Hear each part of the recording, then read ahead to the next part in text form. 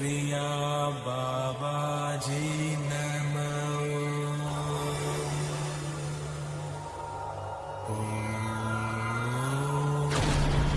Kriya Babaji Namo.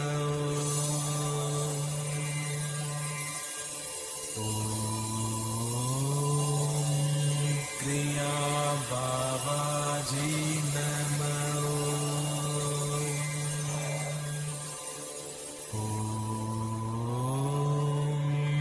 Kriya Babaji Namo.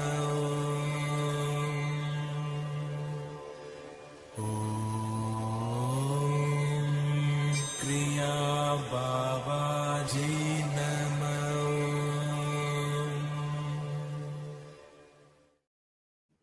Welcome to our May 14th live stream here at the Kriya Yoga School.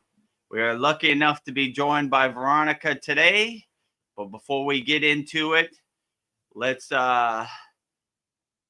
give you some information. So first of all, if you want to start practicing Kriya Yoga and you don't know where to start, you could practice 100% free. Just go to www.freekriyayogamasterclass.com. 100% free. And you could discover the secrets of Kriya Yoga. Next, if you want, you could book a call with me and we could get on a call live on Zoom and solve all your problems. So go to that website, kriyayogamasterclass.com, and book a call with me 100% free. So that is kriyayogamasterclass.com. And if you want to get straight into the Kriyas and start practicing right away, go to Kriya Yoga School Masterclass. We're 50% off, $50 per month, or the real value, $250 a year.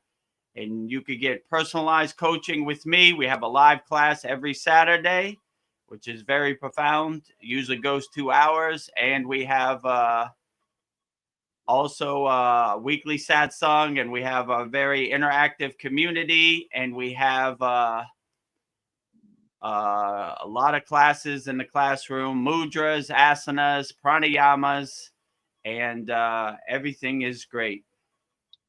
So I hear my alarm going off in the background that it's time to do our sad song. So let me turn that off a second. It's time. Pours when it rains, it pours.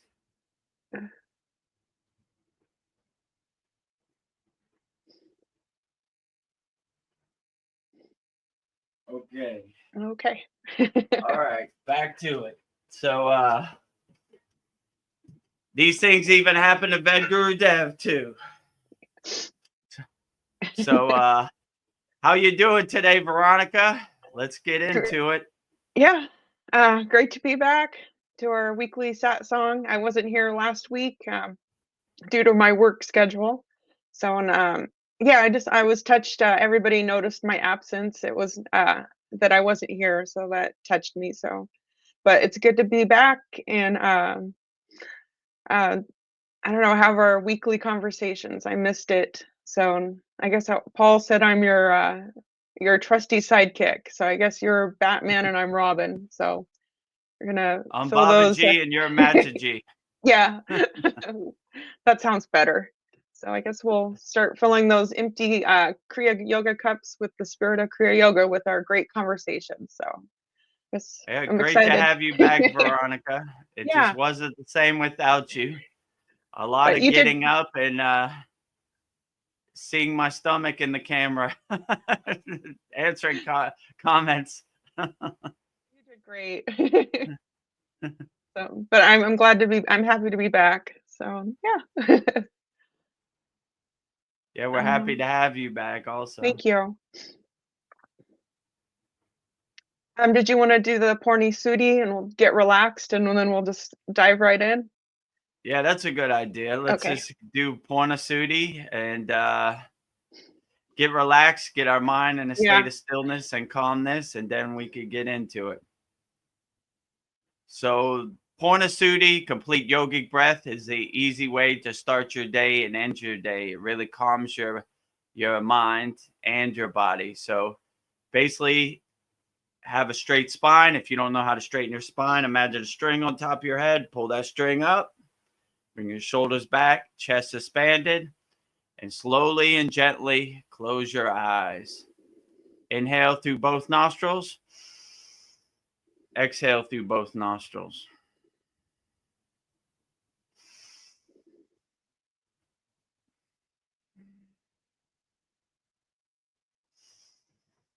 Inhale through both nostrils like a wave coming into the shore. Exhale through both nostrils like a wave going out to the ocean. Slowly and gently in one continuous rhythm with no breath retention.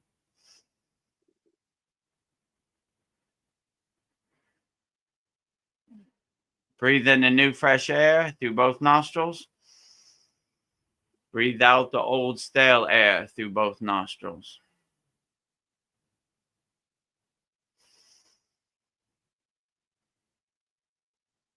If a thought comes into your mind, just witness it, acknowledge it, detach, and let it go.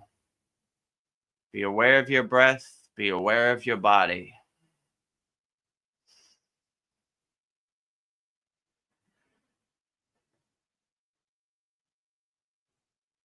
Become one with your breath.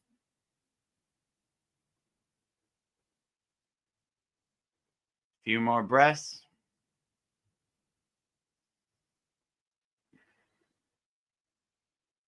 Inhale through both nostrils like a wave coming into the shore. Exhale through both nostrils like a wave going out to the ocean.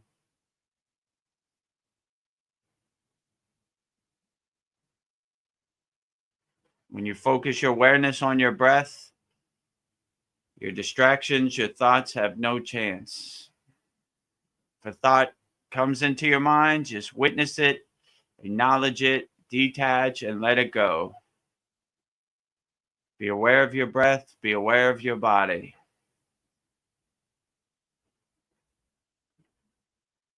A few more breaths. Inhale the new fresh air through both nostrils. Exhale the old stale air through both nostrils.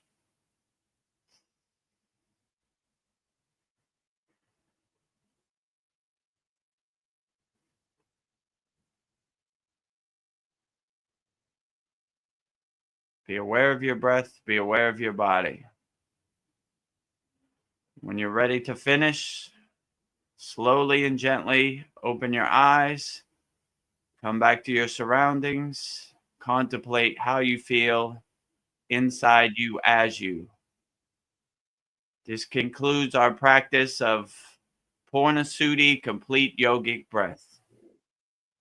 Purnasudi is an excellent way to start your day. When you wake up, just sit on the side of your bed, take a couple deep breaths, give you the energy to start your day, and it's an excellent way to end your day before you go to sleep. Really calming and relaxing your body, getting rid of all the distractions before you go to sleep. That concludes our practice of Purnasudi. Namaste, Paul. How are you today? Namaste. Namaste. I'm doing well. Batman and Robin. You got it. Yeah, Veronica's back. Batman and Robin. Well, Babaji and Mataji. yeah.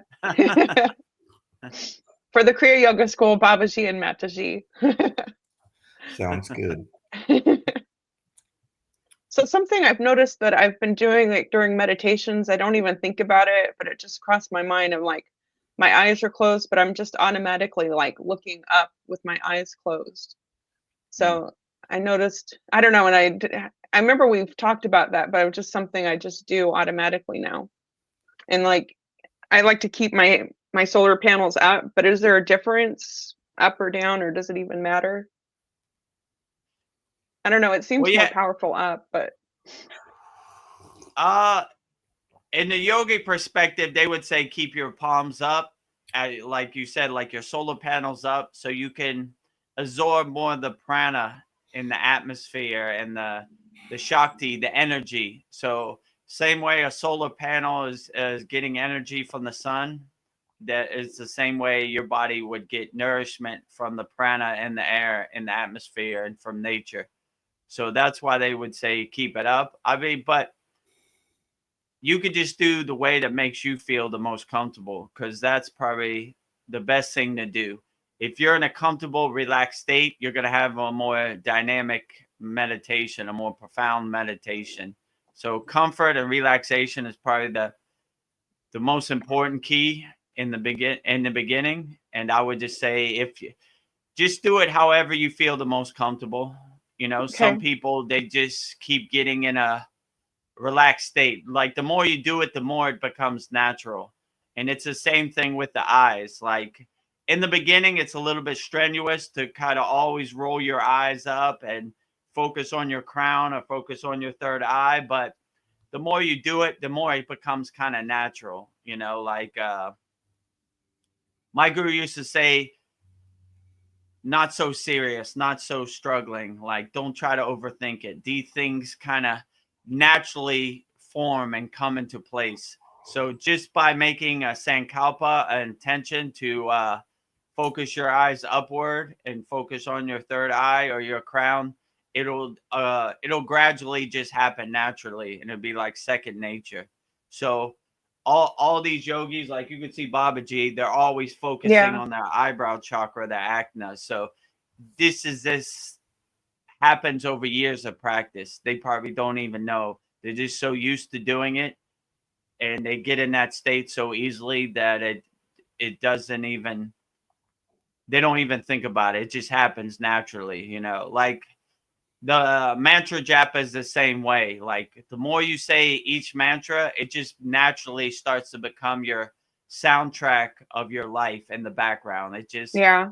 I feel like, let's say Om Kriya Babaji Nam Om Namah Shivaya, or all of them, they just kind of naturally loop in the background of my life, right? So it naturally becomes the soundtrack of my life. Like I like when they say a japa, which means God starts to say your mantra. So I like that concept. Like it becomes such second nature that you surrender and God begins to say your mantra for you in the background. So like it's the same thing with like Kriya Kundalini Pranayama. You know, your tongue just naturally kind of relaxes in K-Cherry Mudra. It doesn't, you don't even have to do it after a while. It just naturally goes into place. So it's the same thing with the eyes and the breath and everything. I would Yeah. definitely say. Yeah, I like to look up also, and I heard the down hand position is like for grounding, more for Oh, grounding. Yeah, that's what they Yeah, tell that us. makes sense. Yeah, Like when you push it, your hands down, you're kind of anchoring yourself. You're grounding yourself into the ground, like centering yourself before you start your practice. and I need a lot of grounding because I'm only hanging on to the earth with one toe. My head is on the clouds. Yeah, yeah. These- So if you need extra grounding, ground yourself, anchor yourself into the ground so you don't float away into the clouds. Yeah, so I had a few interesting things happen to me in my week, but yeah, the other day, my day off on Monday, I had to go to the VA medical center. I usually go to Fort Worth, but I had to go to Dallas because this was for a examination on my sinuses, because for most of my life I've had like kind of breathing problems.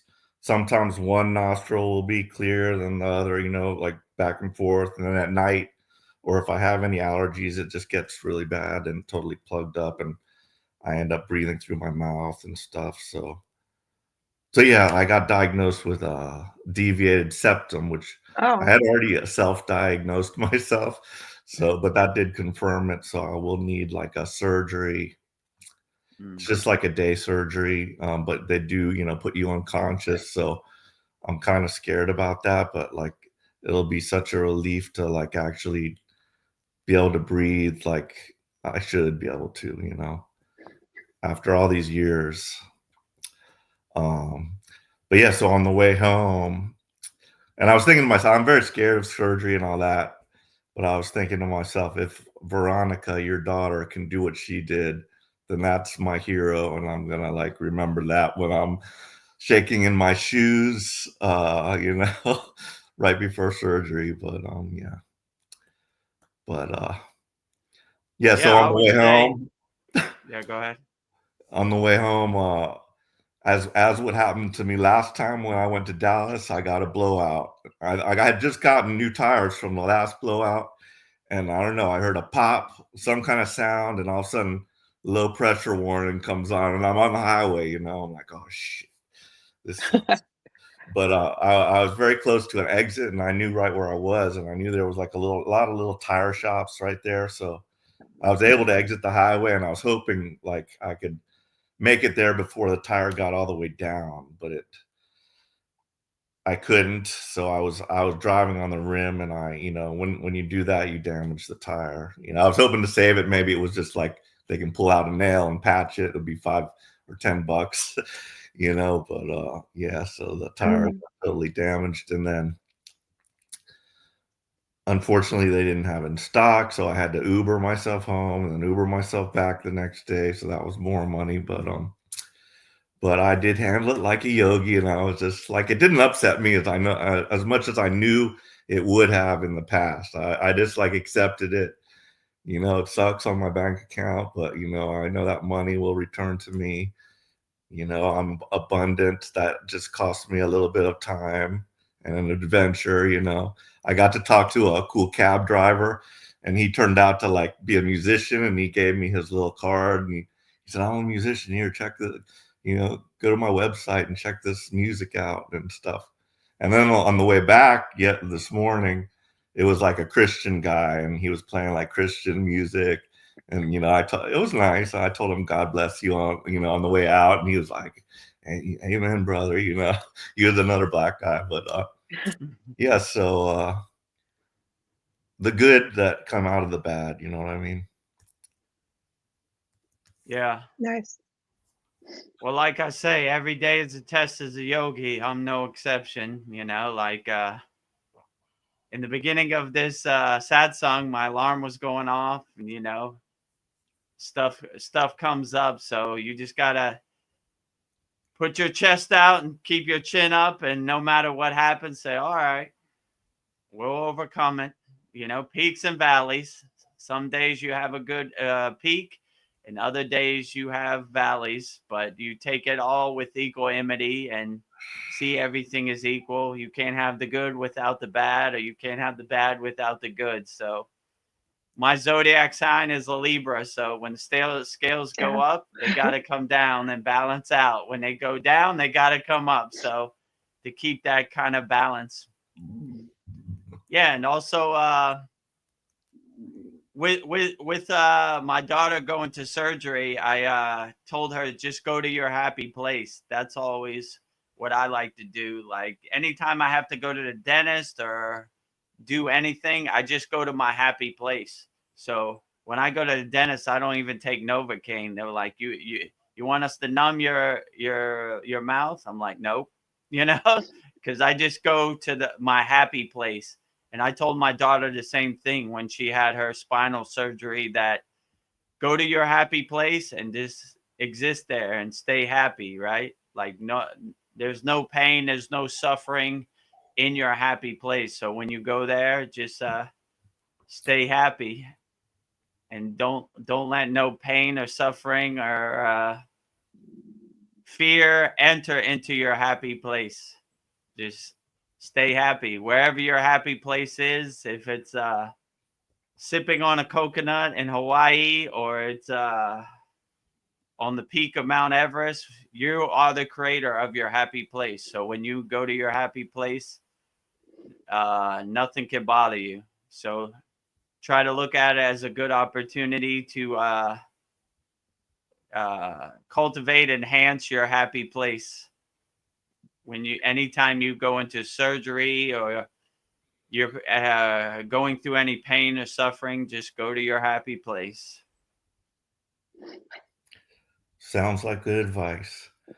I've had surgery once before where I had to be, put under, and you start counting backwards. Next thing you know, you wake up and it's done. But I do wonder where I am really gonna go when I go completely unconscious. Like would I dream? Or where's my soul, my consciousness? When they anesthetize you. Yeah, well, if you're in control, you could control where you go. So if you make a intention or sankalpa or conscious effort, maybe you could become the director of your dreams and control the outcome. Perhaps. Good news I did get. I've been waiting for some document I needed to complete the immigration process, and it arrived today, so I will be able to mail that off tomorrow, and it shouldn't be long after that I get a visa, and my wife can come. So I'm gonna be very happy about that. It's gonna be like a dream come true, and maybe another month or two, so I can handle that. So cool. Congratulations. Nice. Excited about that.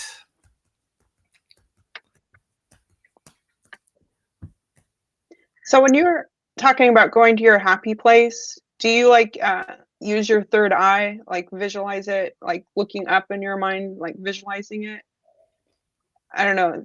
And I was thinking maybe using your third eye to manifest things would be like visualizing it that way would be more powerful. Yeah, there's different ways that different people do it. Like some people like to visualize their third eye as like a light bulb or like a sun, and they like to walk into it. So it kind of symbolizes them merging with their third eye, like becoming one with their third eye. And there's no separation or duality between them and their third eye. So yeah, I would try to see which way works best for you. I like the concept of walking into your third eye, and it kind of gives you the mindset that you are one with the light. You merge with the light. You become one with the light. So yeah, when you go to your happy place, if it really works for you to walk inside your third eye and be one inside your third eye, that's a good way to do it. But really, the best way to do it is what I always say: what works best for you. So I would try different techniques, and whichever one uplifts you and makes you feel the best to get to your happy place, then that would be the best techniques. Because some people, they could just go to their happy place. Some people need a more extra visualization to go to their happy place. It just depends what works for you. That is the best way. So a lot of people say a lot of things, but it really doesn't matter what works for them. It only matters what works for you. So I would try different ways to do it, and whichever way works the best, then I would lean into that way and cultivate it and enhance it, because that is the best way. When anybody asks me what's the best way to do this or that, I said whichever way works best for you. Yeah. Whatever way makes you feel the best, that is the best technique. It don't matter what millions of people say on the internet about your third eye. It only matters what you feel in your third eye.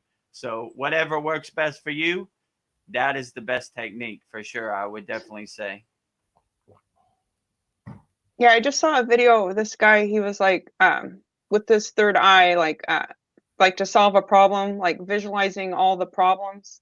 And then he visualized them like in a ball of light and then just sent it out to God. And then he visualized all the solutions coming back to him to like solve this problem. I thought that was really clever. So I'm going to try it and see if it works for me. But I thought that was a good way I don't know, it kind of reminded me of the Holy Yagna fire, like taking all your problems and then sending them out to burn them and getting rid of them. So, But Yeah, yeah, these are good ways. Like, as you know, in our school, we have many ways to cut our emotions and burn our emotions. We're always trying to find good solutions to really detach and let go of our emotions. So yeah, like they say, like write your problem on a piece of paper, burn it up in the candle. As you know, every full moon and new moon, we burn all of our members' problems in the holy Yagna fire. So we're always kind to let go of our problems and detach, like wave bye-bye to our problems. They go up in smoke. They no longer serve you. So yeah, these all these techniques are good, but like I just said, the best technique is the one that works for you. So if you see putting all your problems in a ball of light and sending them out to the universe and they send you back the solutions, that's a great way to solve your problems. And it really kind of detaches you from the problem, right? So, when you kind of visualize it going up in smoke or going out into the universe, it creates that separation that you are not your problems. They're just clouds passing in the sky. They're just water under the bridge. They're not meant to be held on to. They're meant to be let go of. yeah, When you can just let go of and see it doesn't really serve you in the present moment, then you really have a good perspective. Like, I am not my problems. My soul is not defined by my problems. It's just clouds passing in the sky, water under the bridge. So if you really have that separation of your problems, then you really have a good perspective. My guru used to say, your thoughts are like waves on the ocean, but you are the ocean.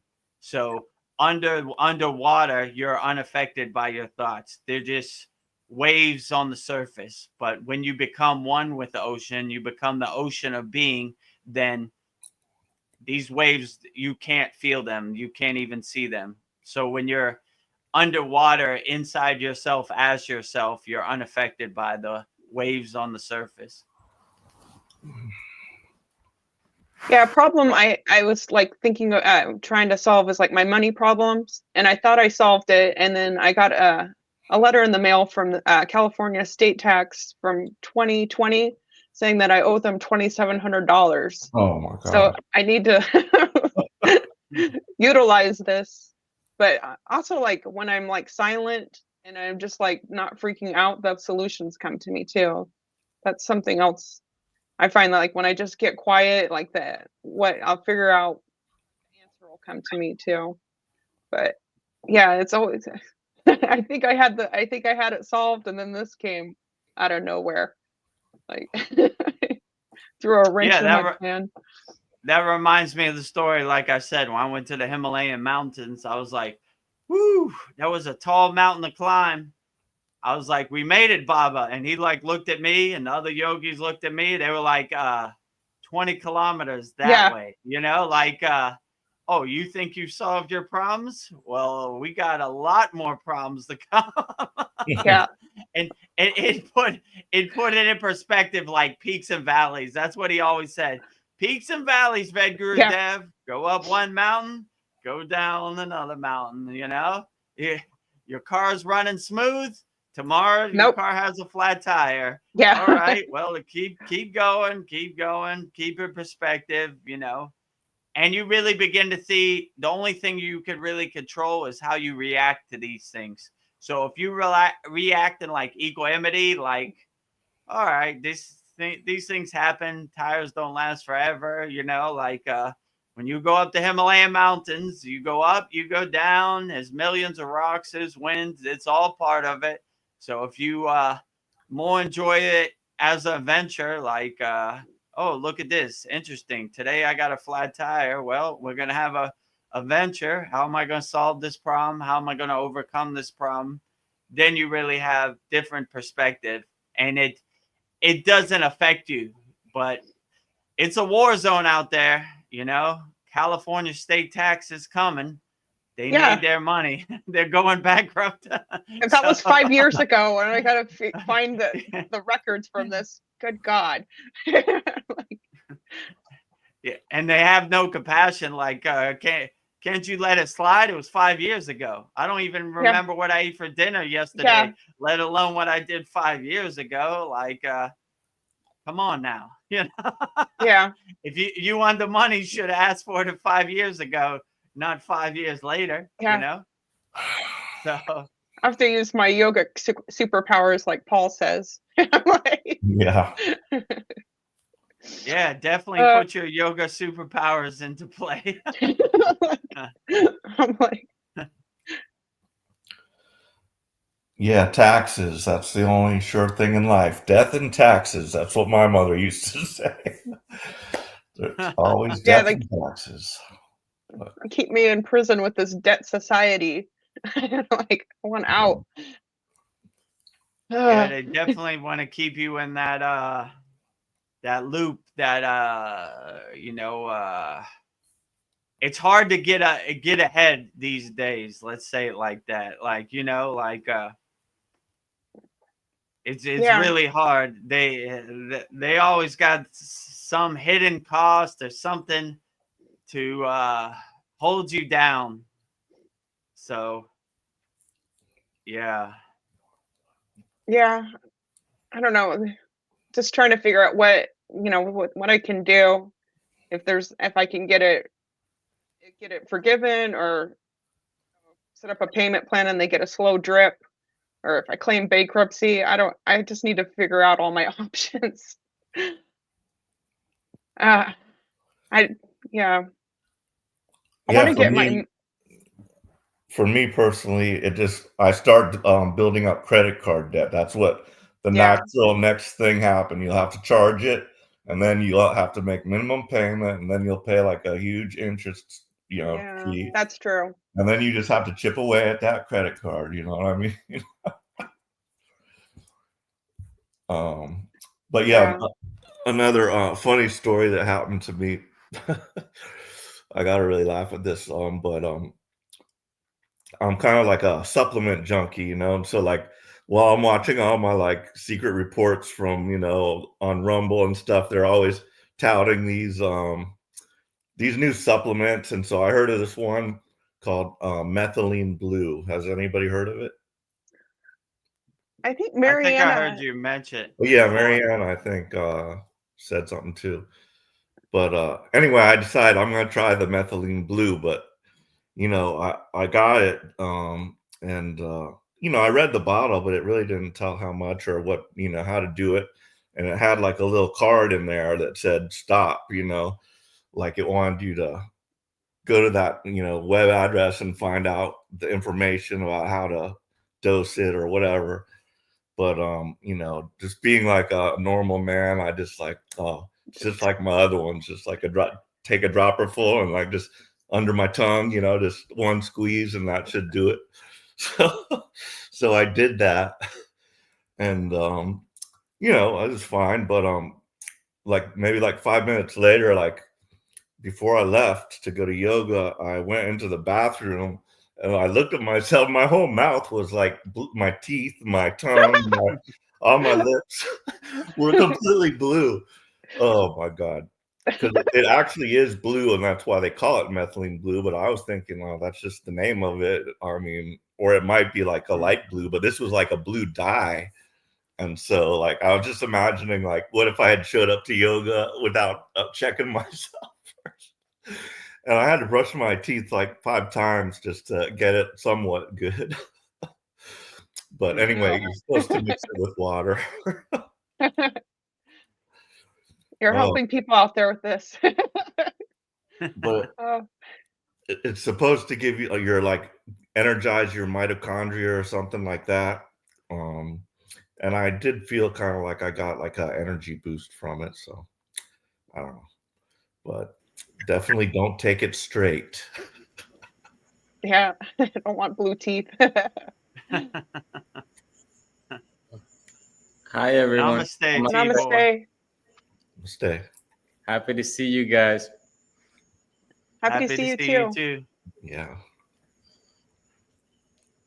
So I had also a question about the seated positions. So, is there any advantage to the lotus? You know how different asanas provide certain benefits sometimes, but like I was wondering if there's any particular advantage of the like lotus position versus, is that Padma asana? Is that the way you're Yeah, sitting right Padma now? Asana. Yeah. No, this is called Sita Asana. Oh, This is Sita half asana. lotus. Okay. And Padma Asana is full lotus position. Okay. Okay. But yeah, is there any benefits or advantages, and especially like as far as meditation? It just seems like natural for me, like to be in that position when I want to meditate. Like I would find it a little hard to just do it seated or laying down, but like if I'm in that position, it kind of like just triggers something in me to want to, meditate.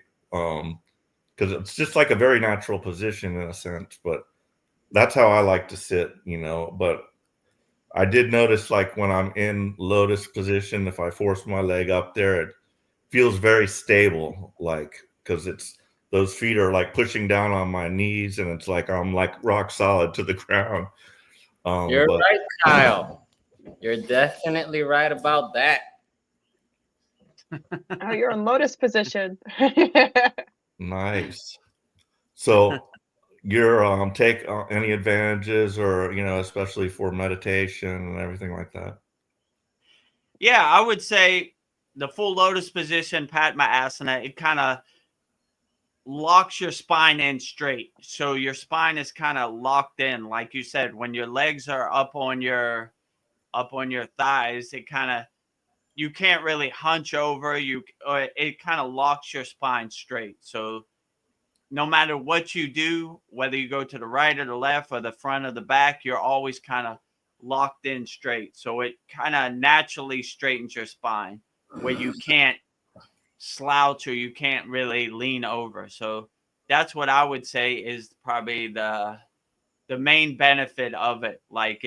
That's why these yogis like to sit in full lotus position, because they don't have to think about, I need to straighten my spine more, because it naturally just locks you in. When you're in that position, your spine is locked in straight. So I would definitely say that it really helps your alignment and your centeredness. Really, there is no like blockages. Like from the root to the crown, the Susimna Nadi is really super straight, where you can't really go any other kind of way. And like I said before, if you start making it a habit of sitting in full lotus position, then you'll always have that alignment where you don't have to think about it. It just naturally happens. So it's a good benefit when you sit that way, because your spine just naturally straightens and you don't really have to worry about it, because you're kind of locked in. When you sit in full lotus position that you'll already be locked in, and that's less things your monkey mind can focus on or attach on. And the sitting on your meditation pillow helps you lock in better, or I don't know, just the Yeah, meditation pillow. it more, instead of leaning back, you more lean to the front, right? So you're more, it brings your knees down on the floor more, and it brings you let me see. So I have this meditation cushion. I even for the car. Yeah, go ahead. I even have a cushion for the car, like an Oh. Everlast cushion when I'm driving, because I used to do Uber. And so I was very aware that having a straight spine while sitting is very important. And I used to get backaches because I was driving a lot. So I used to slouch, naturally, not because I was, it just naturally happens. So I said, I still got to make money, but I don't want to put my health at risk. So I always use a pillow, regardless if I'm in full lotus position or not. Although I also alternate. I don't put the same leg up. If I put the right leg up first and then the left, then next time I'll do reverse. Good idea. Yeah. Yeah, that's a good way to do it too. Like you loosen up. So if you do the lotus position on both sides, and if some people find it easier to do it on the right side, and some people find it easier to do it on the left, but if you make a practice of doing it both sides, then you could do it. You kind of balance out yourself. So I like to, like Tibor said, make it a practice of doing it on both sides, so it's easy to do it both kind of ways. Because if you do it too much on one side, then you start to favor that side, and the other side it starts to become harder. So you kind of want to keep that balance.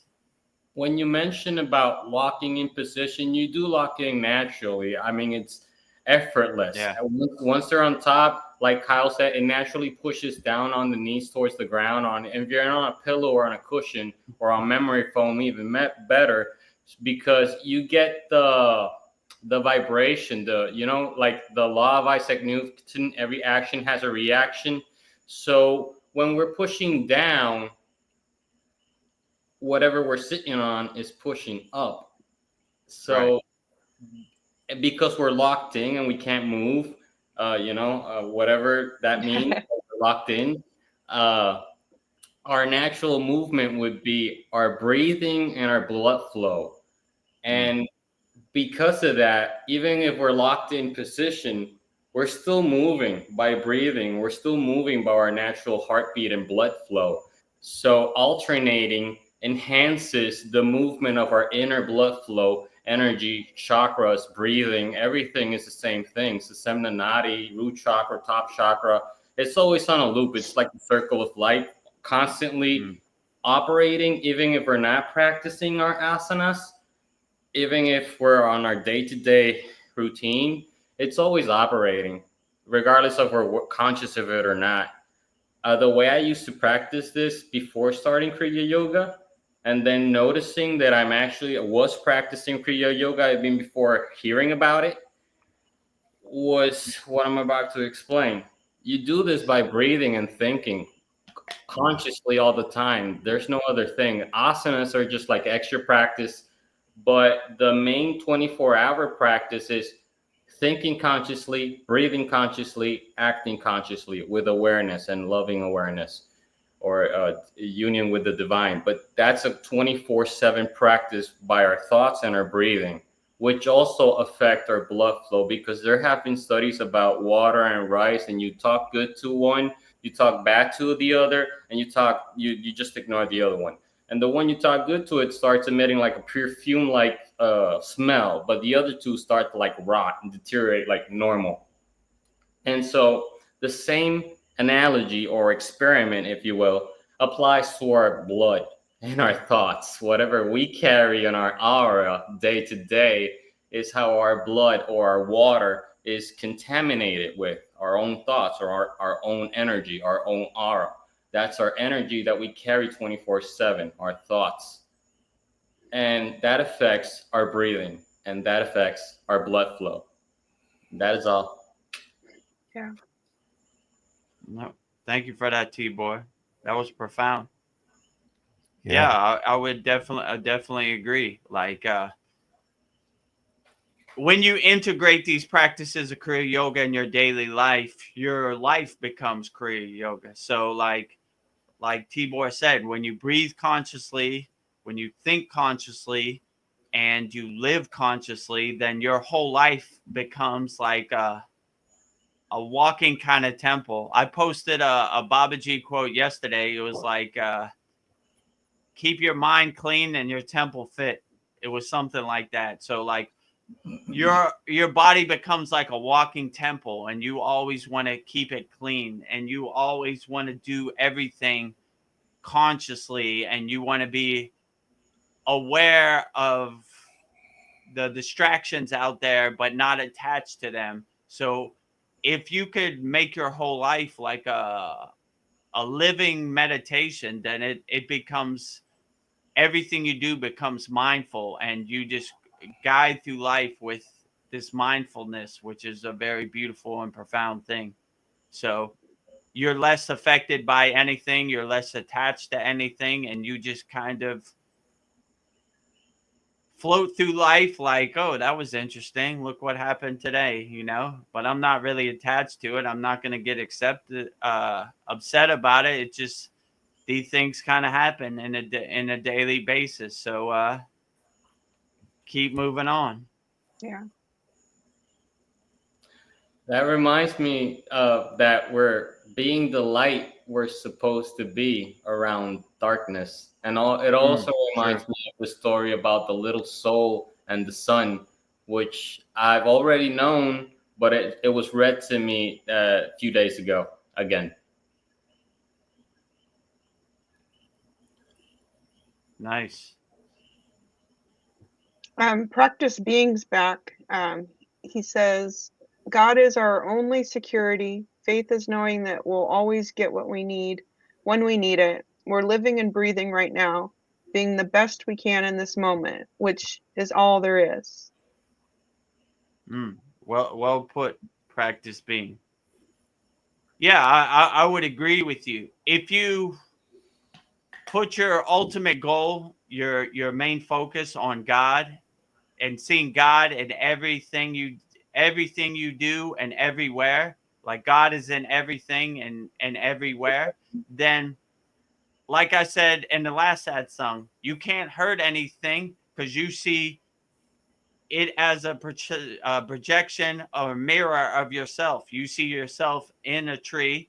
So why would you cut down the tree? Because you'd be hurting yourself by hurting that tree. Yeah. So you see God in everywhere and everything. And by this way, you could become more conscious. And you don't have no thoughts of violence or want to hurt anything because you see yourself in that everything. And you see everything as a divine spark of God, right? Like a representation of God, like a spark of God. So I would definitely agree with you. If you align yourself with the divine oneness and your inner divinity, then that's all you need, And there's no reason to get depressed or feel bad, because you start to become like a radio antenna for God, right? And God starts to give his energy, his Shakti through you. And you start to become more of the detached witness and not attached to any outcome. And you just kind of watch the play of the play of Maya on the stage of the world, if you know what I'm saying. And you just get your popcorn and you just sit back and watch it. Like, I'm not attached to this movie. I don't think I'm an actor in this movie. I just watch the movie from a distance, from my seat in the audience, So, yeah, and you start to, like Practice Being says, you start to focus more on what serves you in the present moment, and stuff that other people do, you begin to see is it doesn't really serve you. That's good for them, but how does that serve me in the present moment? So you begin to cultivate and enhance what really uplifts you and serves you in the present moment. Yeah, I was thinking about what Tibor said about slouching when we're driving, because I've been paying attention to that for myself personally. And like I catch myself, like I want to keep my head against the headrest, and that's how I know if I'm not. And also my mirror position, if I'm at the right tall position, my mirror. But if I'm starting to slouch, I have to want to adjust my mirror. But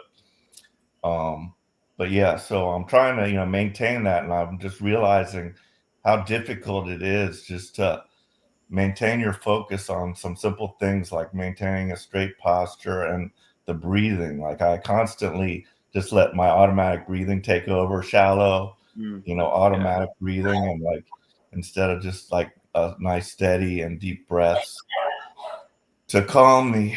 And thinking about my posture and stuff, I'm just like realizing how like schools sitting in these like chairs for long periods of times. And like I would always slouch because one, I was also tall, and didn't want to be seen, you know, so I'm kind of like slouching down. Yeah. So that's kind of We've how all my, learned that regardless of our stature. yeah.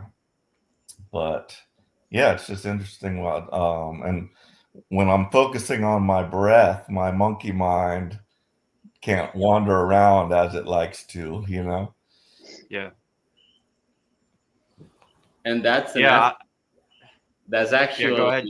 effort, because that's what we deal with, every single one of us human beings, with our minds and our thoughts.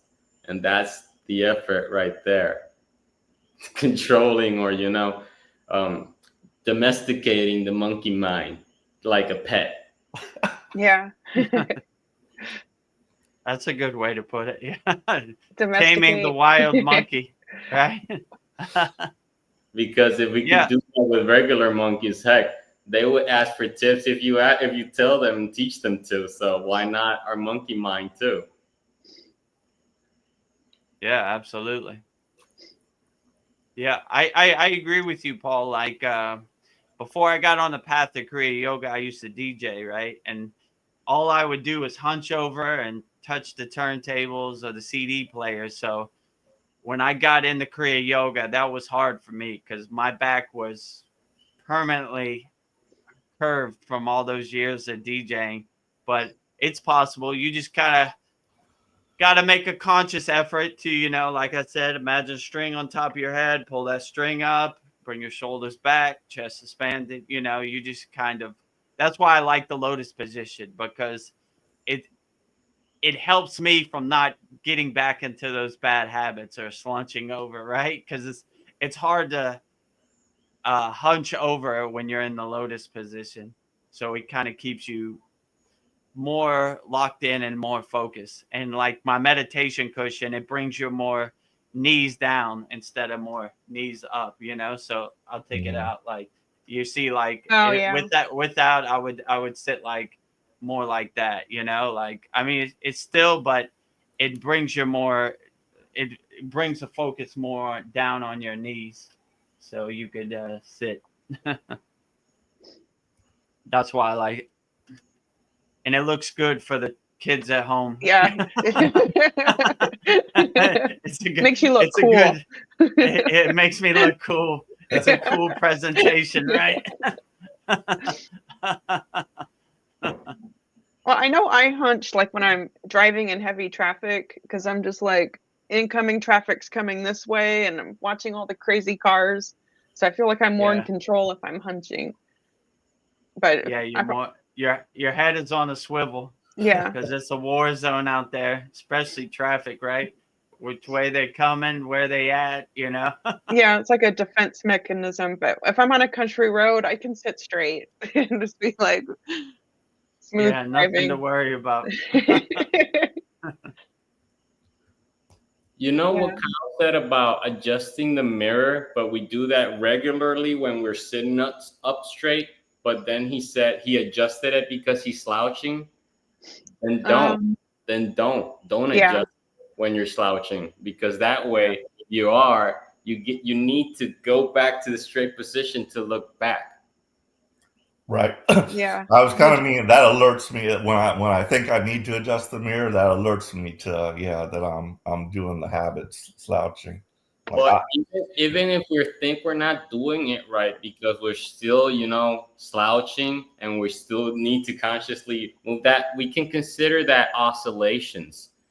So that's progress. Oscillations are vibrations anyway. And that's the whole point of the universe. Vibrations, energy, and frequency, which is the velocity of the vibrations or the repetitions that we do something. That means straighten our spine. Every time we do it, it's an oscillation, it's a vibration, it's a repetition. So it's progress anyway. right. Yeah, well put, T-boy.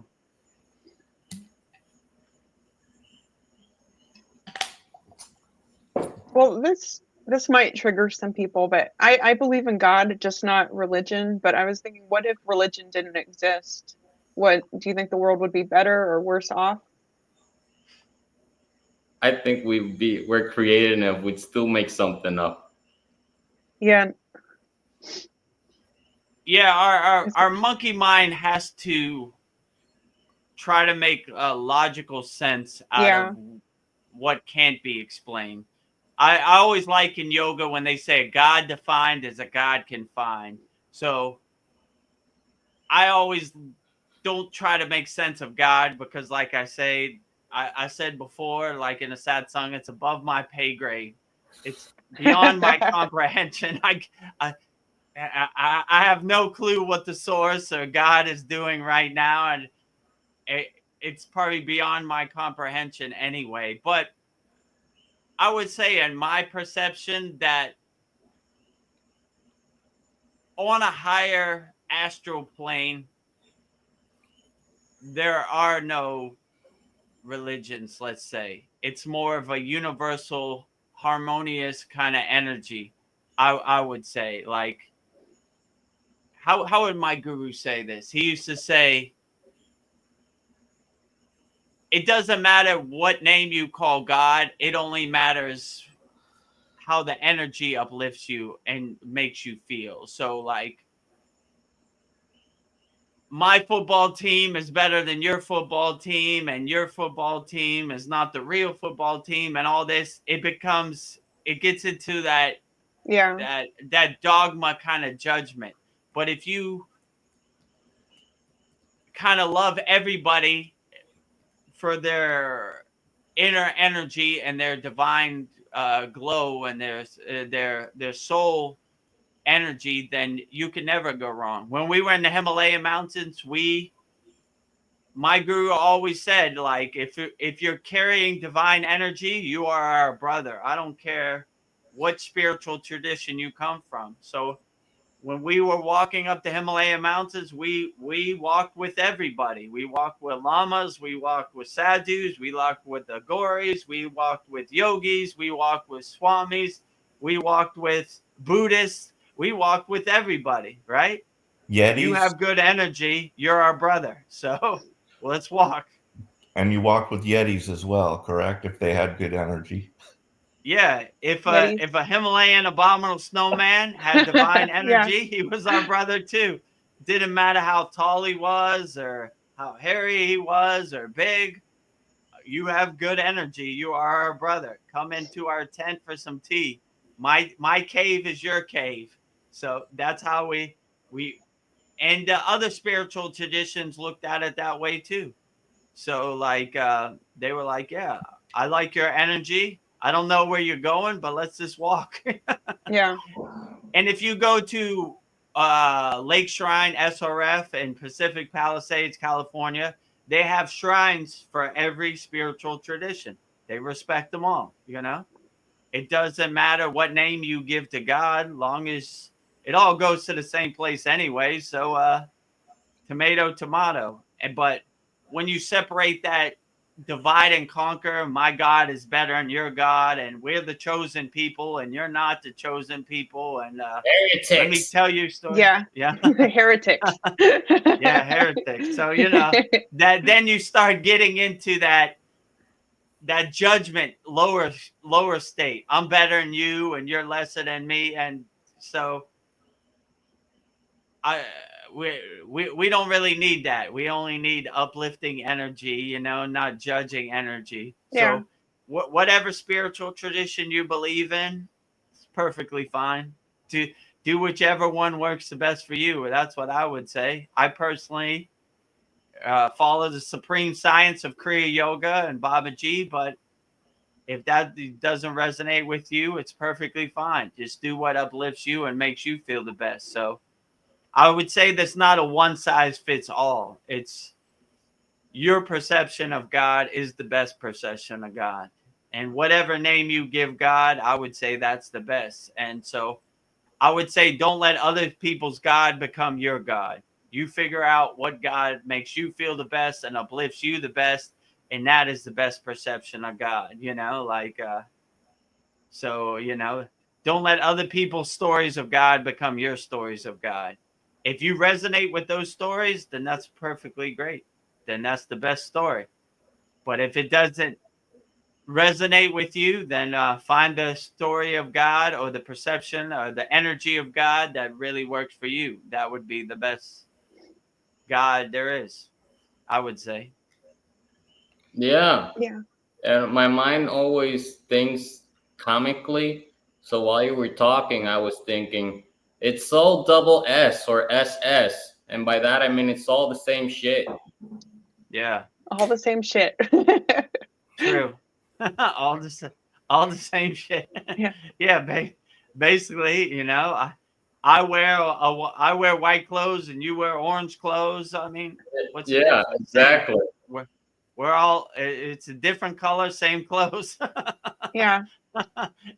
So long as you uplift, as long as you carry the white flag, not the dark flag, let's say, right? Long as you're helping people, loving people, being compassionate to people, helping people, then it it doesn't matter which football team you play for, just you're on a good football team anyway, right?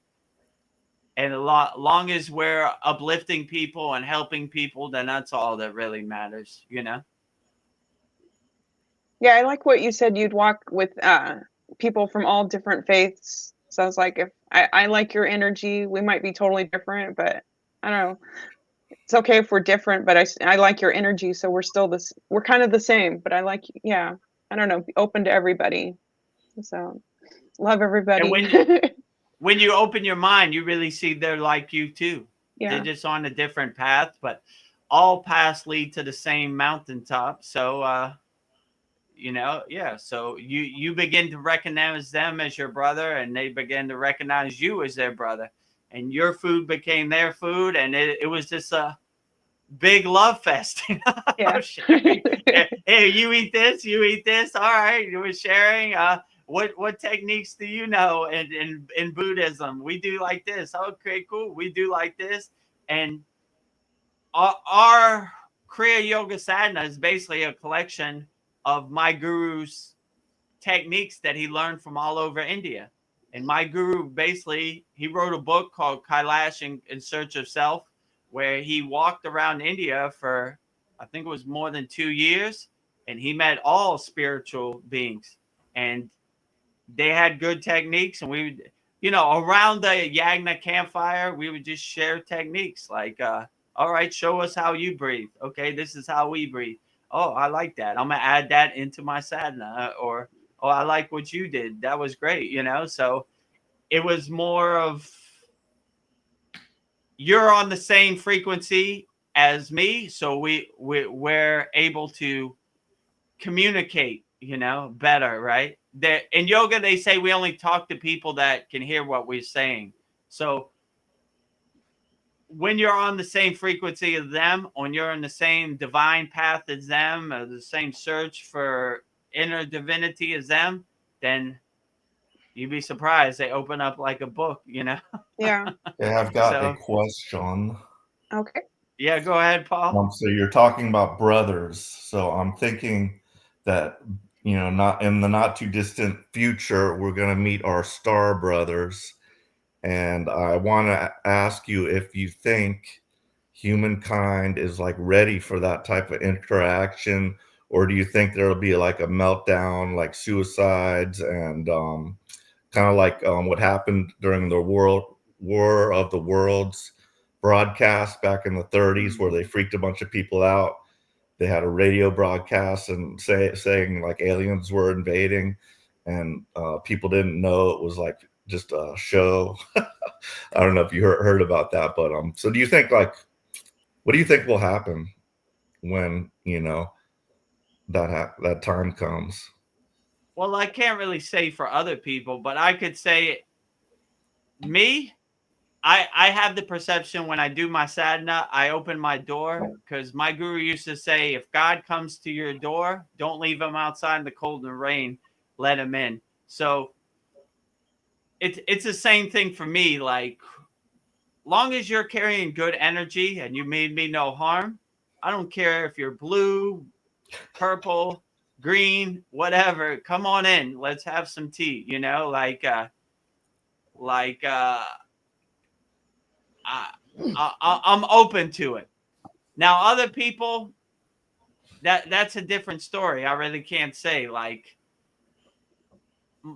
my guru used to say, your whole life you've been conditioned through distractions. So a lot of people are attached to the narrative. A lot of people still to this day believe mainstream media is their friend and they wouldn't lie to them. So it's easy for them to get in a state of fear because they've lived their whole life in a state of fear, you know? Like as yogis, we try to stay fearless as possible. We don't, whatever happens, in yoga they say whatever happens, don't let anything shake your samadhi or your meditation, right? So even if aliens come down, war of the worlds, and they're a big spaceship, you still stay in the same samadhi state regardless, you know? Like, you know, so like if our soul brothers come, I welcome our soul brothers. I have my tea ready and my temple clean, and I'm ready for them anytime they're willing to come. I look forward to it. And by going through what I went through in the Himalayan mountains, having this perspective, I'm not scared of tigers or Himalayan Yeti or any of that stuff. I'm ready for it all. Come on in, you know? And that's why I think I had more of these experiences, because I'm not really attached to it, or I don't really try to make sense of it. Like I said before, when I saw a fairy in the Himalayan mountains, I looked at it. I enjoyed it for a few moments. I went back in my tent and went to sleep, you know? I didn't really attach to it. So maybe I'm more open to it because I don't really have any judgment about it or anything, you know? When I saw a monkey, sitting on my Shiva statue, I didn't freak out. I didn't try to go get a knife or go get a baseball bat and hit it or whatever. I enjoyed it for what it was. I said, "Ooh, cool, monkey." Yeah. You know, today's my lucky day, you know? And he's carrying a God message. He pointed at the sky and said, "Let go and let God," and then left. And I was like, enough said. No need, nothing else to add. I didn't try to ask, wait a minute, monkey, I have some questions about the universe, you know? I said, good enough. I'm happy. I'm satisfied with the answer I got telepathically. So, yeah, same thing with these aliens. I have my tea ready. I'm ready for them. Whatever color they are, whatever form they have, long as they're not harmful or trying to hurt me, or if they're trying to uplift me, I'm open to the message anytime they're ready. So that's what I would say. But I don't know. It's, as far as other people, they try to keep you in a constant state of fear, which you're easily controlled when you're in a fear state. But if you're not scared of anything, you can't be controlled. Like, so if they want to control the narrative, they would probably try to put a fear projection about it. These people are bad. They're trying to hurt you. But if they don't try to hurt you, then they're good. Why not? You know, I'm open to it, you know? Also, So, I think we're being prepared for aliens with all the movies about aliens. I think we're being prepared for it. And like when I was a little girl, I remember the movie E.T. and I wanted to have a little alien in my closet, like E.T. phone home. But yeah, I loved E.T. yeah, I had a E.T. stuffed animal, E.T. phone home. What did he like Reese's Pieces, right? yes, That's what he that's what he ate. Yeah. He was in the little girl's closet, and you know, ET phone home. And when these government people killed ET, that was the saddest day in my life. yeah, I don't know if they killed him, but like he died, you know, like I don't know, whatever, right? Like leave ET alone. yeah. Get Don't away from research him. ET. Yeah, don't dissect ET. You know, Yeah. leave him alone. Let him get on his bicycle and float into the sky. Right? That was the movie poster, right? He was that kid and ET was on the Yeah, bike and they were yeah, floating flying. past the moon, or yeah. So yeah. So I like it. I mean, I wouldn't keep an alien as a pet. They would be more No. my brother. Yeah, I don't want to hold them in a cage. Like like your cat or your dog, this higher frequency being is hiding in your closet. Stay here, But yeah, so I don't know, like Veronica said, they have, what they call it. What did Chad used to say? Projected programming, right? Like they're trying to prime your lower frequency mind for higher things, higher concepts. So it wouldn't surprise me, but I'm open to it no matter what happens. Like if a spaceship landed in my yard, I'd be like, cool. Hello, friends. Come on in. You like tea? Yeah. Tell me about your journey, telepathically, or can you speak? Can you communicate with words? What do you need? You've had a long trip. Here's my bed. Take a rest. How do you recharge yourself? So I would be open to the questions. Same way I'm open to other spiritual traditions. Tell me about your spiritual tradition. What techniques do you do? What do you like to do? What uplifts you? What makes you happy? This type of stuff. So yeah, I'm open to ET. So I leave my door open to my room. So anytime ET, aliens, whatever, want to come in, it's wide open. Don't even have to knock. When you said usually they portray the ETs as evil, though, so they want to use that, like I heard, as like a scare tactic, like the fake alien invasion tactic, like a false flag that they use to create fear and panic in the population. But yeah, I've heard that a lot of those films have like purpose behind it, and also some basis in truth of things that happened. Like Ben Rich, the like former CEO of Lockheed Martin, like made a statement that we now have the technology to take ET home, and that was like, oh my God, that's mind blowing. But all the hidden technology and everything like that. But yeah, it's interesting. Yeah, I mean, you could basically see during the C word time that their goal is to keep you in a constant state of fear vibration, a lower vibration, because you're easily controlled. That's why they had the numbers on the TV every night, so you could stay in that fear kind of mud lower state, right? If you don't care, how can they control you? They really can't, right? So they have to project their narrative becomes your narrative, right? So, but if a tree falls in the woods and you don't hear it, did it really fall? So they want to make sure you hear the tree, because if you don't hear the tree, then you don't care. So their job is to more make you easily swayed, let's say it like that, like do what they want, right? But you're the king of your castle and you're in control. So no matter what they want you to do, you control what you do. So I wouldn't, when they say go right, I go left. Let's say it like that. Like I don't take the truth from habitual liars, if you know what I'm saying. So I use my own discernment and my own judgment to figure out what's true and what's not.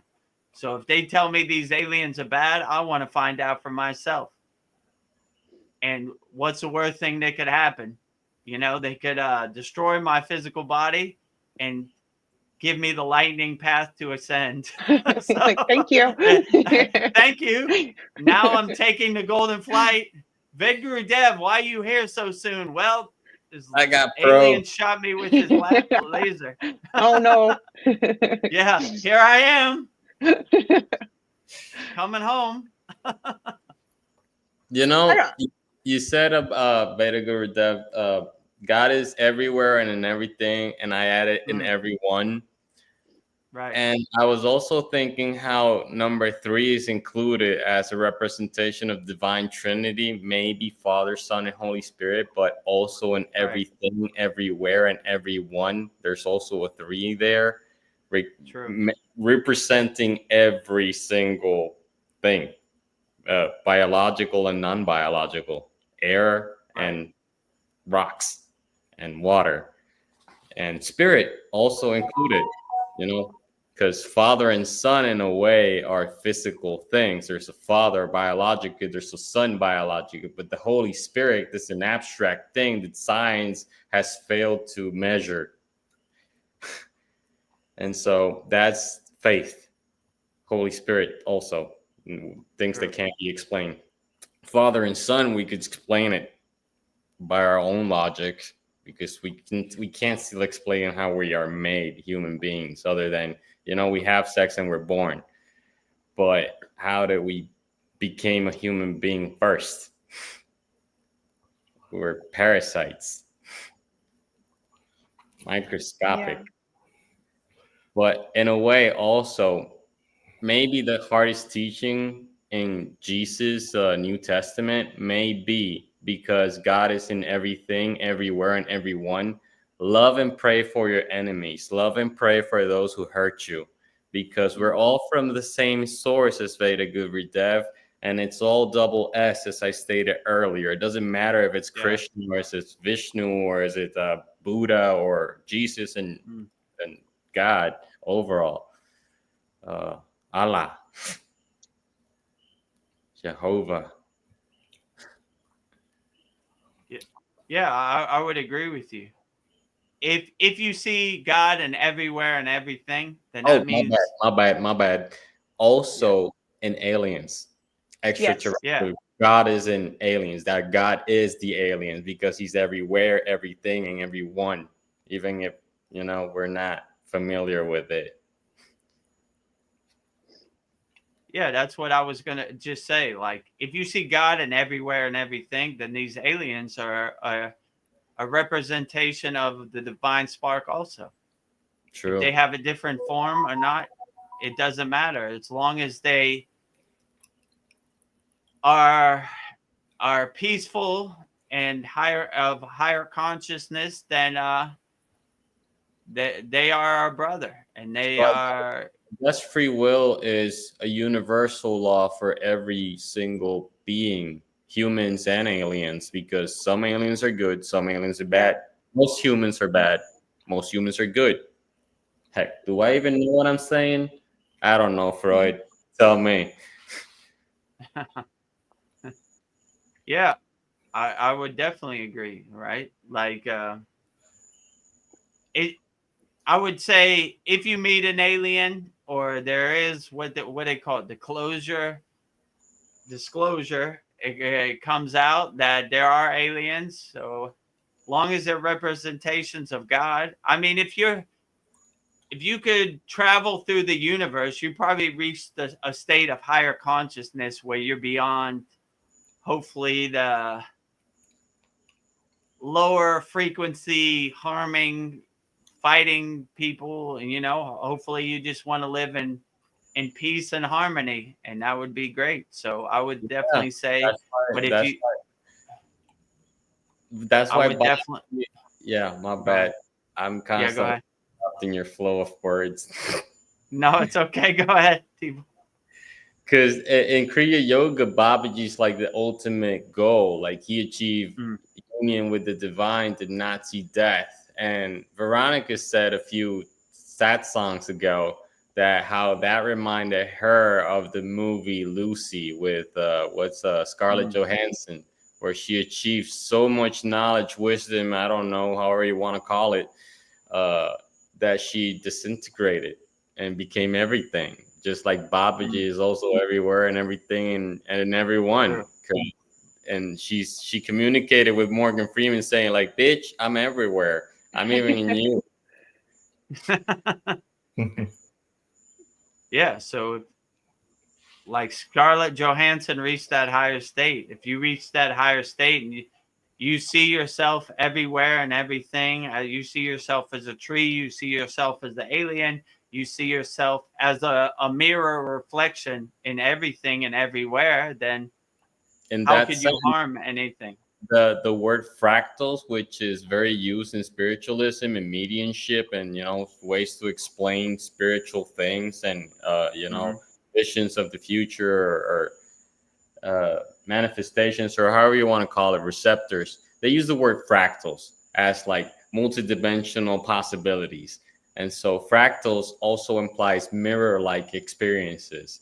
Everything, everyone, you're me, I'm you. And whatever Yeah. you're saying, I'm actually saying to myself. And hence, whatever we do to harm anybody else, we're harming ourselves. True. Yeah, I would agree with you. If you see yourself in everything and everywhere, why would you hurt anything? Because you'd be hurting yourself. Yes. So why would I hurt this tree? I'm hurting myself. Love And- thy brother like you love yourself, and love God above Right. all things. There's three there too: God, you, and the other, or God, the other, and you. It's not really. It's kind of sort of ambiguous, but self-feeding and loop feeding. Well, even like this conversation, I'm about to say something, and one of you guys say what I was just thinking, and I always think, Exactly. There we go. are Right. my thoughts and feelings mine, or am I sensing others consciously or subconsciously? I think we all are connected somehow. It's basically God talking to himself, experiencing himself through every one of us, with every single word, every single feeling, every single experience, emotions, revelation. I got that finally. What he said is actually pretty interesting. That dude knows something, bro. Yeah, I would definitely say, like, when I finish these sad songs, I'm always like, where did that come from? I don't say these profound things. Where did this insight come from? But like I say, I try to align myself with God, and I just deliver God's message, and it just comes out the way it comes out. So Excellent vessel, Vedagurudev. I'm glad to have you around. oh, I Yes. appreciate you too. I give all the glory to God or Babaji. Babaji. I take no credit for any of this, I don't take no credit. I'm just delivering the mail. So humble. God, Babaji is driving the car. I'm just watching him drive me around. I don't take no credit for any of these things that come out my mouth. But it's actually the most important things, because in the New Testament, Jesus also stated, do not worry about what you consume, what you put in your mouth. Worry about what you say, what comes out of it. True. I was thinking, like what Paul was saying, that we would freak out if aliens presented themselves. I think it would be a shock, but I think humans are resilient, and we'd wrap our heads around it. Like, We're like start. making our way to it with Guardians of the Galaxy, and making it cool like that. Yeah, well, I loved Star Trek growing up, and I thought it'd be so cool to like be on the spaceship with Captain Kirk, and like visit new worlds and meet alien races. You gotta teach me how to do those things. I mean, is it transferable? Can I also learn what you do? I don't know, man. Considering you're from another planet and we're not related biologically, I'm just saying. Yeah. The more, we think we're different, but we're all the same. Yeah, exactly. Yeah, I was go gonna ahead, say Paul. I was a big Trekkie also, and Yeah, I Star love Star Wars Trek. and everything. And I read like sci-fi, so much sci-fi and fantasy stuff. I've recently watched Dune 2. I liked it more than the first because it was like history drama, but the second was more action-packed, and I enjoyed it more. Definitely. But what were you going to say, Vedagurudev? When I wake up, I would just I look at every day like a venture. Like, oh, what's Babaji got for me today? I'm excited to jump out of bed. So it'd be a super adventure if there was a spaceship landed in my yard. I'll be like, whoa, let me go out and see what they're talking about today. How does this thing work? Let me just sit in the back of the spaceship and be a fly on the wall what do you guys eat? Like, I have so many questions. Yeah. It'd be like Christmas, better than Christmas, right? Like, Why is there how you nothing get- on the wall? It's just like all silver and it's like an egg. How are you even standing? You don't even have a monitor. What are you looking at? How do you drive Yeah. this thing? And it's Right, like so Yeah. many questions, Yes. right? It's thought You based. drive this with your consciousness? Show me. I want to drive a car with a consciousness, Like, can I drive the spaceship? And they're like, It wa- check this dude out. He thinks he's enlightened. Like, what God do you pray to? Please enlighten me. Let me know. I want to know, like, what is your perception of God?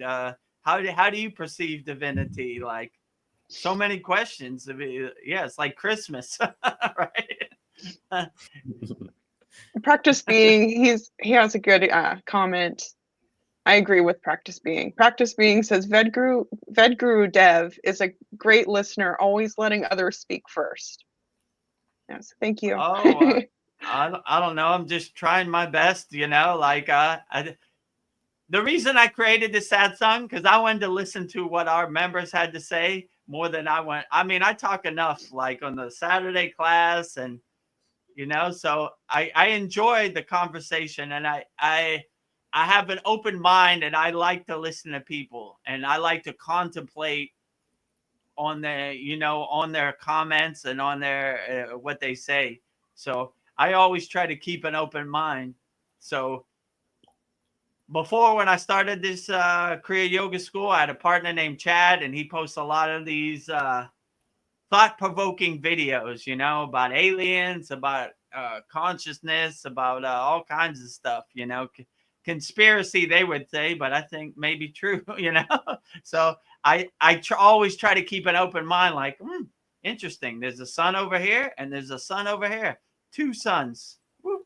Who knew? Two suns are better than one. Yeah, who knew? So I try to keep an open mind. Same like in the Himalayan mountains. I'm open to everything. Like I like the energy from the Agoris. Most people stay away from the Agoris. They think they stink, they're homeless, they don't shower, whatever they say about them. I like their energy. Their outer body might look like they haven't bathed in a long time, but their inner energy is immaculate. So I enjoy that. So I try to keep that perspective open in any time. So I'm open to listen to anybody's perspective, and I'm not going down with the ship. If you know what I'm saying? Like, what do they say? I heard somebody say, blue no matter who. Like, no matter what happens, I'm always a Democrat, right? I don't want to be that way. I'm open to all spiritual traditions, and I'm open to all forms of divinity. I want to see, come land in my yard. I'll make a nice landing pad for your spaceship, and let's talk, I was but I don't want to be in a fear state, that fear state, right? Because I think that scares them off. So I'm open to all spiritual traditions, Yeah, and maybe it'll make I'm you better. listening to anything, Yeah. that Maybe was I could put my knowledge on top of your knowledge, and I can have more knowledge, right? So I'm trying to stack as much knowledge as possible. Sorry, Paul. Go ahead. thinking We got about excited. the Agorian monk path. Isn't it of more service to be doing something like you're doing? Isn't that kind of selfish to just just exist and not like kind of interact with society? And it seems like it's more of a service to be a mentor to other people and things like that. So I was just thinking if that was like a kind of a selfish thing, just, I mean, I can imagine how freeing it is. Like, it would just be so freeing just not to care about a thing. So it would have that liberation feel. But what do you think about that?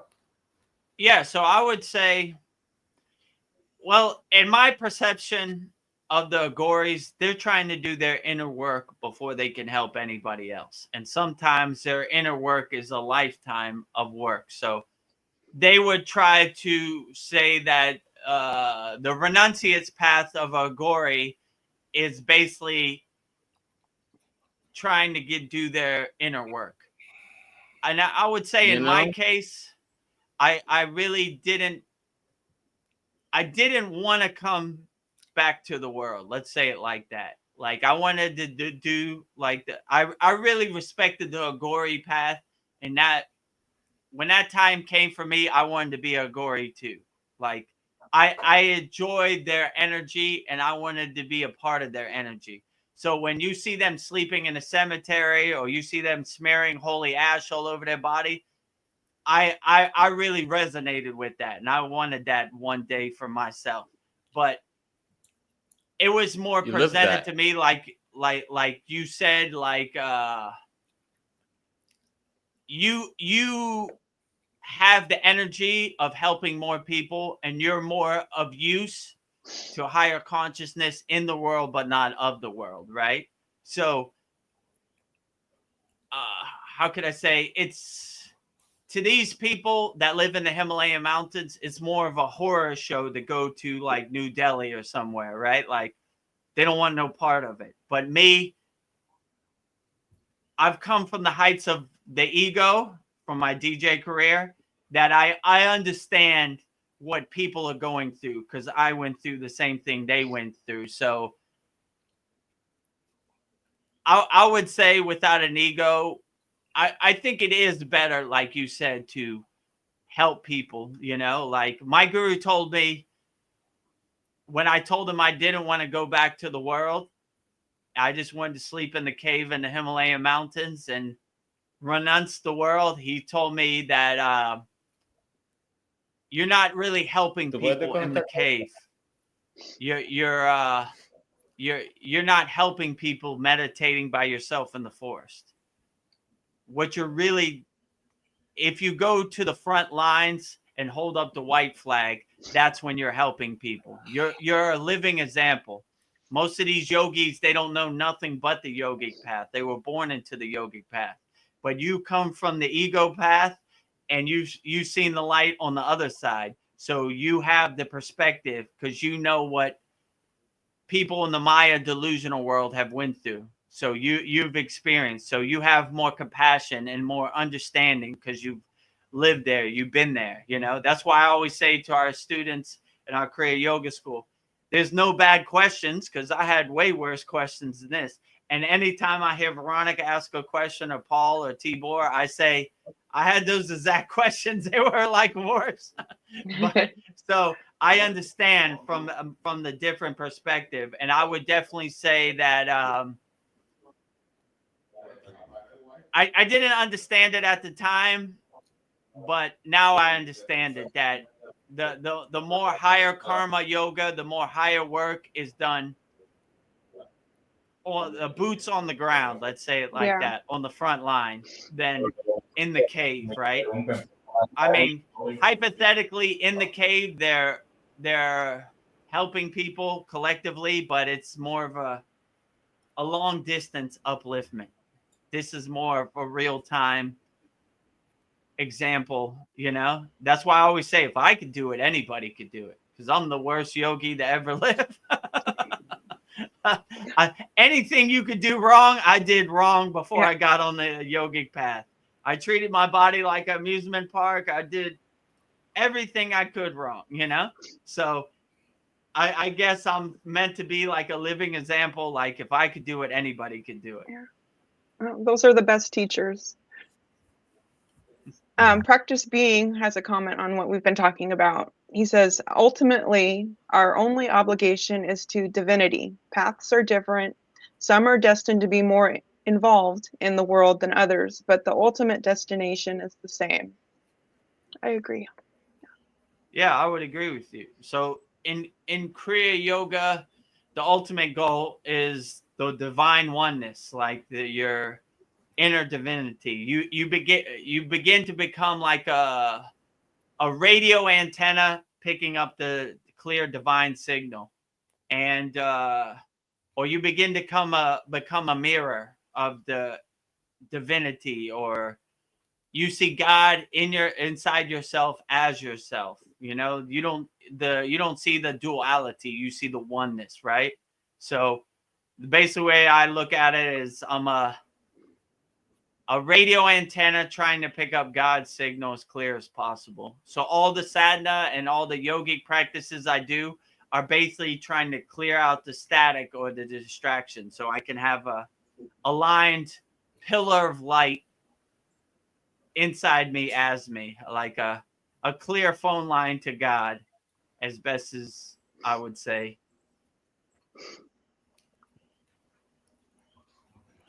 Well, we were talking about the gories, and I was just thinking about when I was a kid, I did not want to take a bath or a shower. I just wanted to be outside making mud pies, playing in the dirt, and climbing trees. I liked, I don't know, and my parents would beg me to take a shower, but now I love taking showers and being clean. So I was thinking like Patanjali's thing about being clean, inside and outside, is as good as right, and so is the Agoris. Both thinkings are right. So yeah, so the a lot of yogis, like me included, that's why we wear white. It's like a sign of purity and cleanliness. So they're always cleansing their self, trying to keep their temple clean. Like they always say, if Babaji comes to my temple, which is my body today, I'll make sure it's all clean and nice. The Agoris go through the other route. They say, I want to renounce the world so much that no one will even come around me, because I haven't cleansed myself in a long time. So both paths are right. It's just different paths to God, but yeah, it depends which one works the best for you. Like They also have different frequencies, like the lifestyle in themselves. A lifestyle is a frequency, even if we're not yet aware of it. Like the way we think, that's our natural frequency. Our habits are made of our repetitive thoughts, which creates our habits, our habits are essentially things we do daily, weekly, monthly, and that starts because we have repetitive thoughts. We think the same things over and over again. That's how we create our personality. Oh, I know Veronica's like this because she likes this and she does that.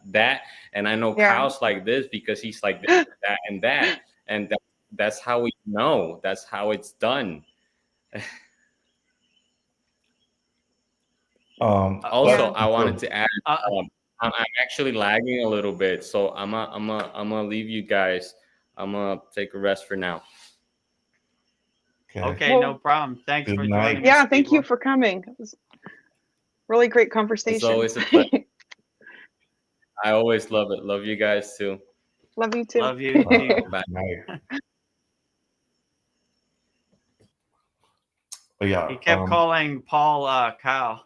But That's okay. I was going to correct him, but he left. that's fine. Yeah, go ahead. Well, you are Kyle, and I am Kyle. We're all Kyle.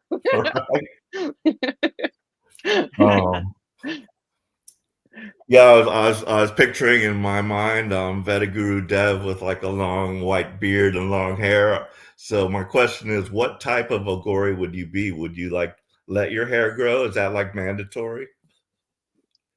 I mean, there's no really rule set. I would just do whatever I felt. I mean, that's the freeing path of Agori. They don't really do anything they don't want to do. They just kind of go with the flow. So, I mean, they're bald headed too. Yeah, it depends. Like, yeah, and maybe I'd be the first bald-headed Agori. I'm sure there'd probably be some bald-headed Agoris out there. Yeah. But yeah, so yeah, you just do whatever you feel. Like, I know that, like, my guru and these other Agoris, they feel their hair carries energy, so they like, it's almost like receptors to them. So they like to grow it out as long as possible. And it's almost like a symbolism of renunciation. Like, I don't have no job to go to. I don't have nothing to do. So I just let my hair grow out as much as possible. I'm not attached to it, or I just let it happen the way it happens. So, I mean, I don't know. We would see whatever I felt at the time would be the best for my spiritual evolution. That's what I would do. So if you saw me with a long white beard and white hair, then that's what it would be. Yeah. It'd Where be a would good picture. Me with long white Santa Claus beard next to my guru with a long white Yeah. Santa Claus beard, and all these other yogis with long white beards were a whole Indian city full of Santa Clauses. so like I'm wondering, like, are these Agori homeless, or do they do they just like go from ashram to ashram and then come out in the day? Do they sleep outdoors? And would you do that? Yeah, they don't go to ashrams, or they don't go anywhere. They sleep in the cemetery. They sleep wherever they. Hypothetically, they would be homeless, but in their mind, they would say they're spiritually millionaires.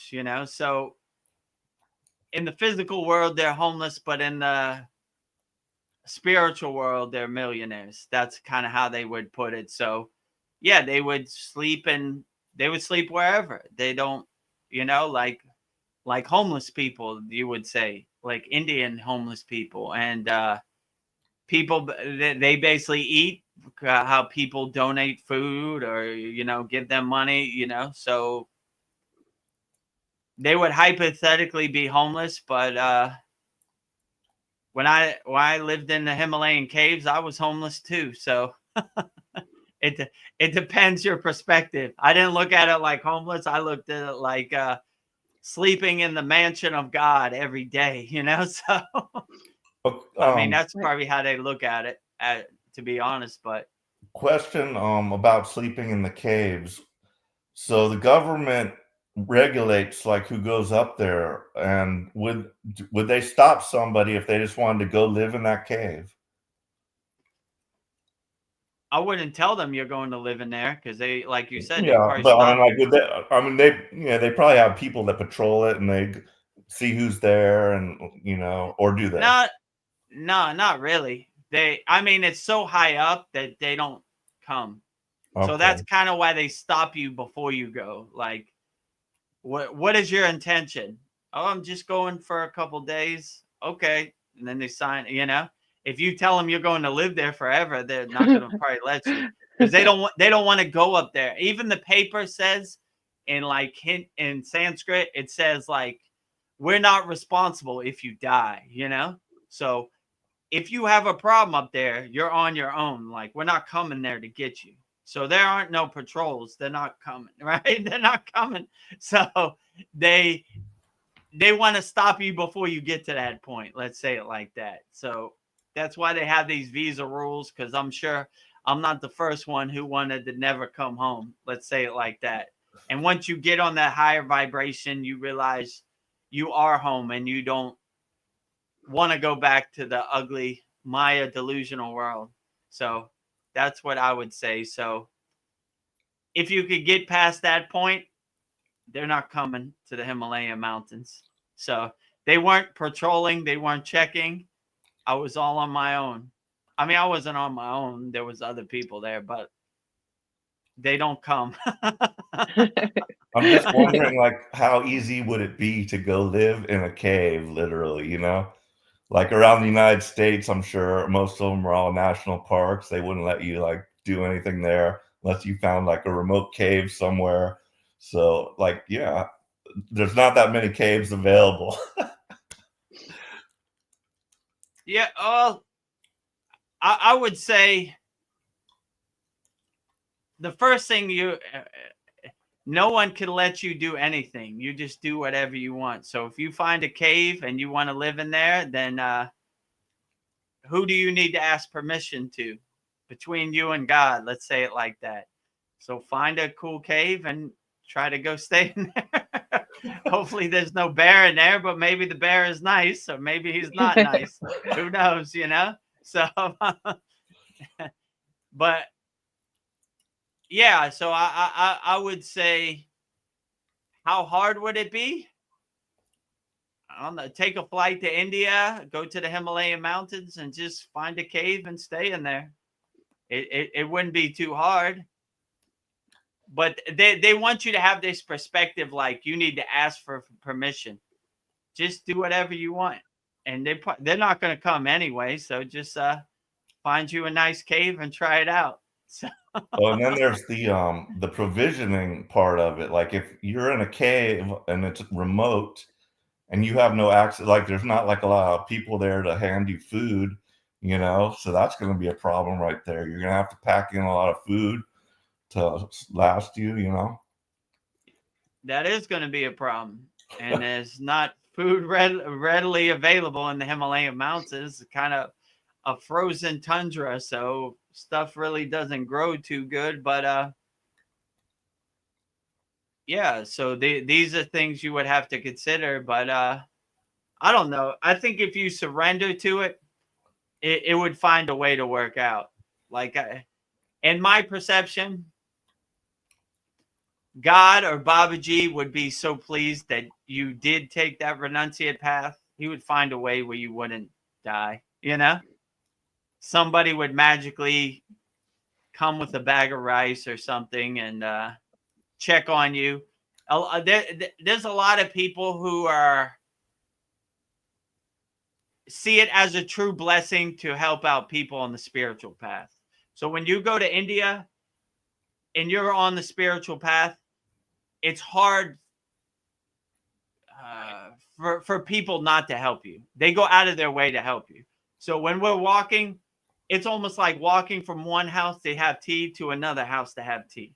We're almost too much tea because people, oh, you're on the spiritual path. Come, my friend, come in my house, eat our food, so they're readily available. But if you're in the Himalayan mountains away from people, those people aren't readily available. But like, I don't know, you would find some people, like people, when they find other people, they go out of their way to help. Let's say it like that. Like, oh, you don't have food? Here, take my food. Or they see it as how they call it, prasadam, right? Or prasad, which is basically giving your food to other people, helping uplifting other people. So people go out of their way to help people in need. So if they saw you and you were malnourished and didn't have food, they would go out of their way to find you some food. Let's say it like that. So it sounds like not possible, but I don't know. It happens. It comes together. So I would say in the Himalayan mountains, a lot of people bought, like, they bring like a 20-pound bag of rice. I don't even know how they carry that up there, but like they have a 20-pound bag of rice that would get you through the whole winter season. So people donate blankets and they have all kinds of stuff. So you should be okay. I mean, it sounds scary. Like I had these same questions, like, what am I going to eat? How are we going to eat when we're up there? There's no restaurant. There's no food, like, but God has a way of kind of taking care of that. I don't know how these yogis live up there, but they're still there. They're still, so it takes care of itself, and in India, when they find people on the spiritual path, they're kind of going out of their way to help you. So They could also be breatharians. yeah, that too. So they've reached a higher state in their pranayama practice where they take nourishment from the nature, from the atmosphere, So that's why the sun, they're cultivating it in their solar panels in their hands, and they're taking nourishment. So they don't really eat a lot, or they don't even really think about eating. So like they take most of their nourishment from the prana in the atmosphere, I would definitely say. Well, Practice Being has been very patient. So let me read his comment. The human spine is the tree of life. The hair is the roots, and the nerves are the branches. Plus, hair is like a hat or cap to help keep the spiritual energy within the body. Wearing metal also. True. Yeah. Yeah, definitely. These yogis practice that and they believe that for sure. So, yeah, they would definitely say that the spine, the Sushumna Nadi is the middle track, the most important thing. Like, you know, all your chakras are aligned on the Sushumna Nadi. Your nadis are like roots, or you know, like nervous system out, and yeah, branches out, and yeah, your hair is like metal conductors, or like wires that pick up the signal, and the Shakti and the prana and the atmosphere, and cultivate the spiritual energy in the body. So, and they all also believe that, like he said, wearing metal also, copper is a conductor, and like everything they use copper. So a water bottle's copper, every cup is copper, everything is copper. So it's a cheaper way. They would say copper or gold, which gold is too expensive, so copper has to do. Yeah, I've got this copper ring that I usually, well, I always wear it, but I'm not wearing it right now. But I got, it's my favorite ring, and it was like $8. You know, I just saw it and I loved it because it had like a cross on top, and then it said around it, "In God We Trust," and then on the sides it had the Maltese cross painted red in the middle, and the top part was like underneath the cross. It had like this mood ring stuff. So that part used to. I'm not sure if it still does. I've had it for so long. I think the mood ring stuff wore out, but it used to change colors, you know, with your body temperature, and it was totally like plated, you know. I thought it was like stainless steel or something. I didn't know, but eventually that wore off, and underneath it was copper, and it looks really cool because all that part wore off, and it just looks awesome. But I'm just wondering, that probably has some benefit wearing that copper ring. Yeah, like I said, all these yogis, they all have copper stuff. So all of our stuff, my water bottle, everything was copper. So copper and nothing less. So What about yeah, go ahead. like beads, and like stones, like I've got a mala that's made out of stones, you know, like I'm just wondering like what effect those, I'm sure, I know stones have, you know, some type of energy also. Yeah, so I mean, I would say in your mala, like whatever resonates with you and uplifts you, then that is the best mala to have, I would say. Some people prefer like stone malas. Some people prefer like I have Raksha beads, you know, the traditional mala. I mean, just whatever is as smooth to the touch. As some people like these Raksha beads have like texture, so they like it, kind of gives them traction when they're doing their mantra japa. Some people like it more smooth, like a rock. It just depends what works best for you and what you think carries the best energy for you. That is the best mala, I would say. I mean, there are a lot of people that would say this is better than that, but like I was telling Veronica earlier, it just depends what works best for you and what uplifts you the best. That would be the best mala. So, Veronica, what do you have? Do you have like crystals and stuff at your house, or any rocks, or what do you have for your spiritual arsenal? I have this obsidian stone. It's like this blue stone. I just got it just to, because blue is supposed to help with communication. So sometimes I'll wear it like if I need to go somewhere where I need to be talking. So I think if I believe it works, it works. But somebody told me that obsidian is good for communication. So I'll wear that every once in a while. Hmm. But I don't really have a lot of crystals, but that's one that I have. It's a necklace. Yeah, and I still don't have a mala bead necklace. But I like stones and crystals. I just don't have a lot of them. I don't know. I thought if I did have, it would be cool to have a bunch of crystals around your house. I've heard that that's supposed to help with the energy. But and I wonder if like it helps ground you to have all that stuff around you too, because it's part of the earth. Yeah. So, and it's alive, so why wouldn't it work? So, if the energy feels good, I think it's working. Yeah. You have a bunch of crystals, don't you, Paul? I think you've shown us around your Yeah. bathtub. Yeah. I've got various ones around the house. Yeah. They're stones. I'm trying to think if I have like one or two actual crystal, like an amethyst or something like that. But most of them are stones, like you said, like in that obsidian or various colors, like a quartz one. I think that's a crystal quartz.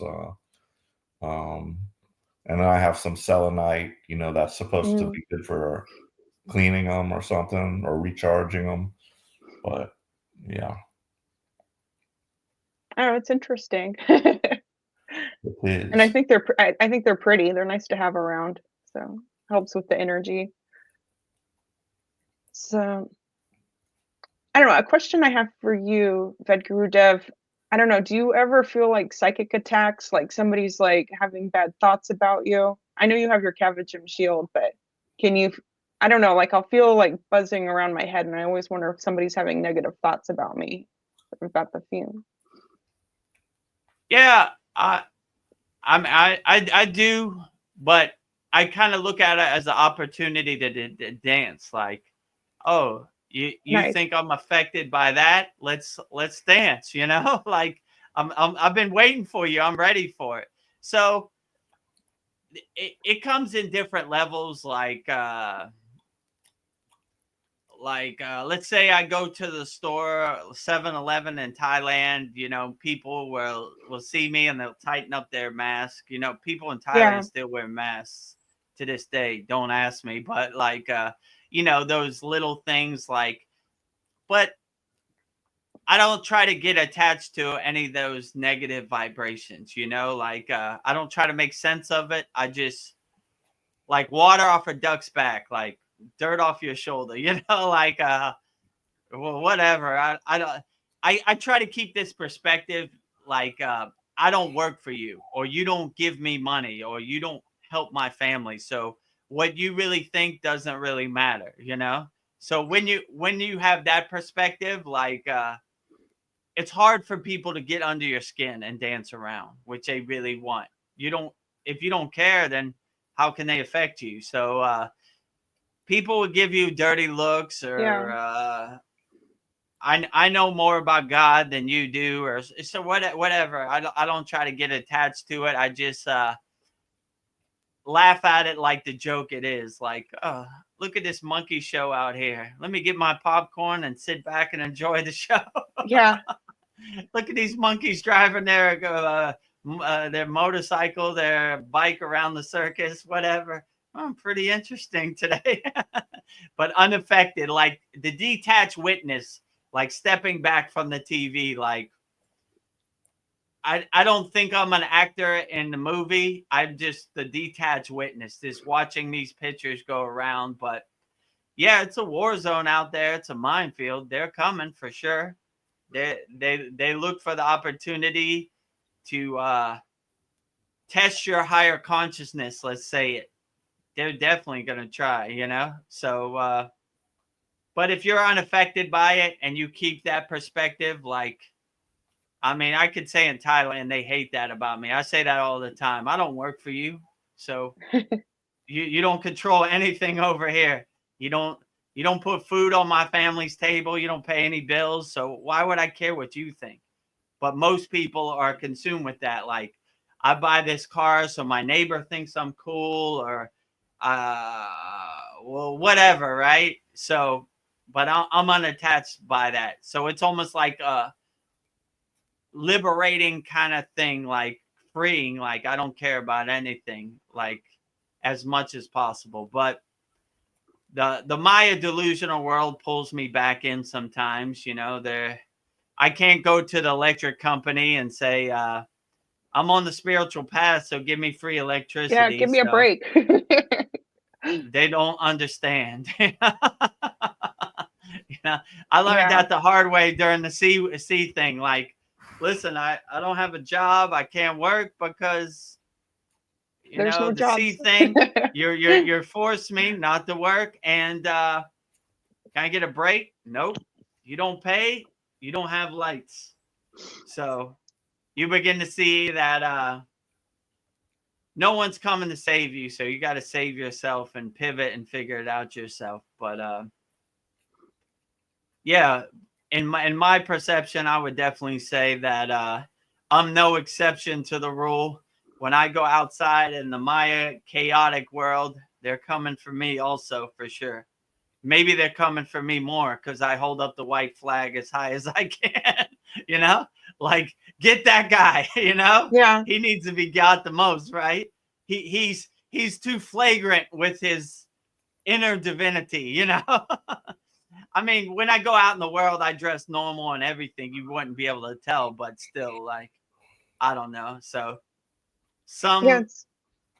some people don't like my freeing energy. It's how would my mother say this? Misery enjoys company. So why am I so miserable and why is this guy so happy? I don't like it. I'm gonna look at him and try to drag him into the mud with us, you know. But keep trying. I welcome the dance, you know. Yeah, it's interesting. People, I know when somebody doesn't like me and I didn't do anything to them, but maybe like with you, Yeah. Vedagurudev, you just trigger them. Like, this person doesn't like me. I didn't do anything to them. There's just something that they don't like about me or with Yeah, I you. don't try to make sense of about I feel it. I Yeah. definitely feel it. Like so I don't try to make sense of it. I kind of look at how would I say this? Myself like Moses parting the Red Sea, if you know Yeah. what I'm saying, like out of my way, Step inner aside. divinity walking, you know, like something like that. So they hate that the most, right? So I'm just like, do do do do. I don't care about you. I don't care about you. I don't care about you. I don't care about you. You know, part the Red Sea, Moses walking. You know. So they definitely hate that. You know, like they want their perceptions to become your perception, and I Yeah. feel it all the time. Like, you know, why am I so miserable and this guy's so happy? Like, I don't like it. I want him to be miserable too. They give you dirty looks but anything, I don't pay it attention, you Yeah. know, like it's just meteors hitting my Cavachum shield atmosphere. You know, you hear it, you feel the ping, right? Ping, ping, ping, ping, ping, ping, Yeah. ping, ping, ping, ping. Coming through, you know. Part the Red Sea Yeah. coming through, you know. I got places to be. I don't have time for I you. got time for none of I got time for this. None of this, you know. So Yeah. like yeah, but they're out there. But if you don't, if you kind of keep that perspective, like, why would I care what you think? You don't pay my bills, then they really can't hurt you. But in Thailand, they have this perception. They love saving face. That's what I would call it. They call it like broken face. They hate not getting their way and their face gets kind of broken, they will call it, Mm. right?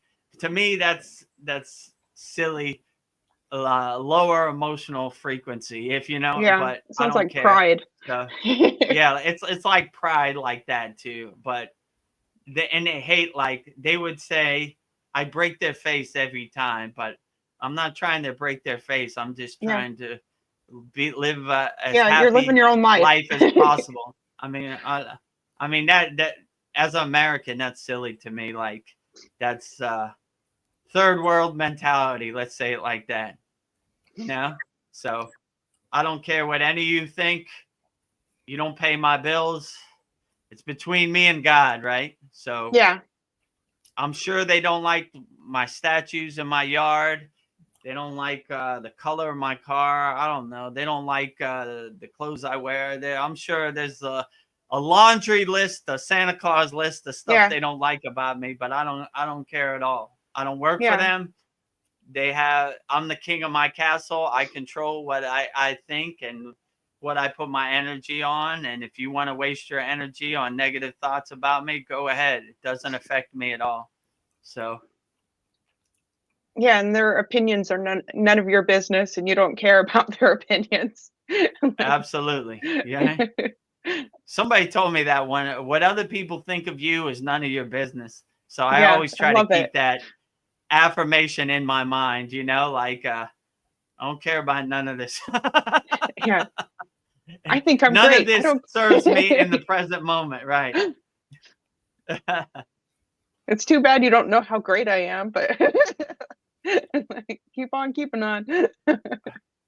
Well, I'm gonna just radiate that greatness. Yeah, If you want to accept it or not, up to you. But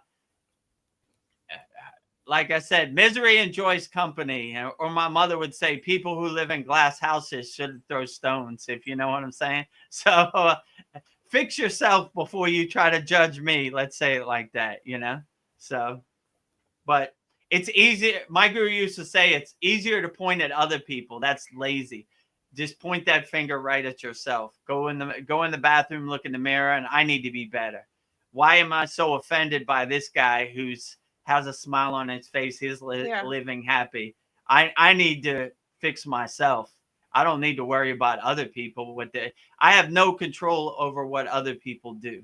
So it's a drain of my energy. It's a waste of my energy trying to control other people. So I should just be the best person I could be in the present moment. And if you accept it or not, it really doesn't matter because it's between me and God. So I'm sure my neighbors don't appreciate the fire. They don't like my statues. They probably don't like my American flag. I don't know. I don't know what they like. They probably don't like anything about me, but it doesn't matter. I'm not living for them. I'm living for myself. So I do what makes me happy. What they think about my car, or my statues, or my spiritual practice. None of my business. yeah.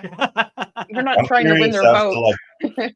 what your neighborhood looks like, and are there any other foreigners there? Because I know how it was with me in the Philippines, but I was in a little townhouse area, and it was just basically houses, just one next, sharing a wall, so it was just all around. There was no foliage, no yards. Some people had plants in their balconies or whatever, but it was like a cul-de-sac, and it had you could just walk around it. So it was kind of nice in that way because not a lot of through traffic, but and everybody was very friendly.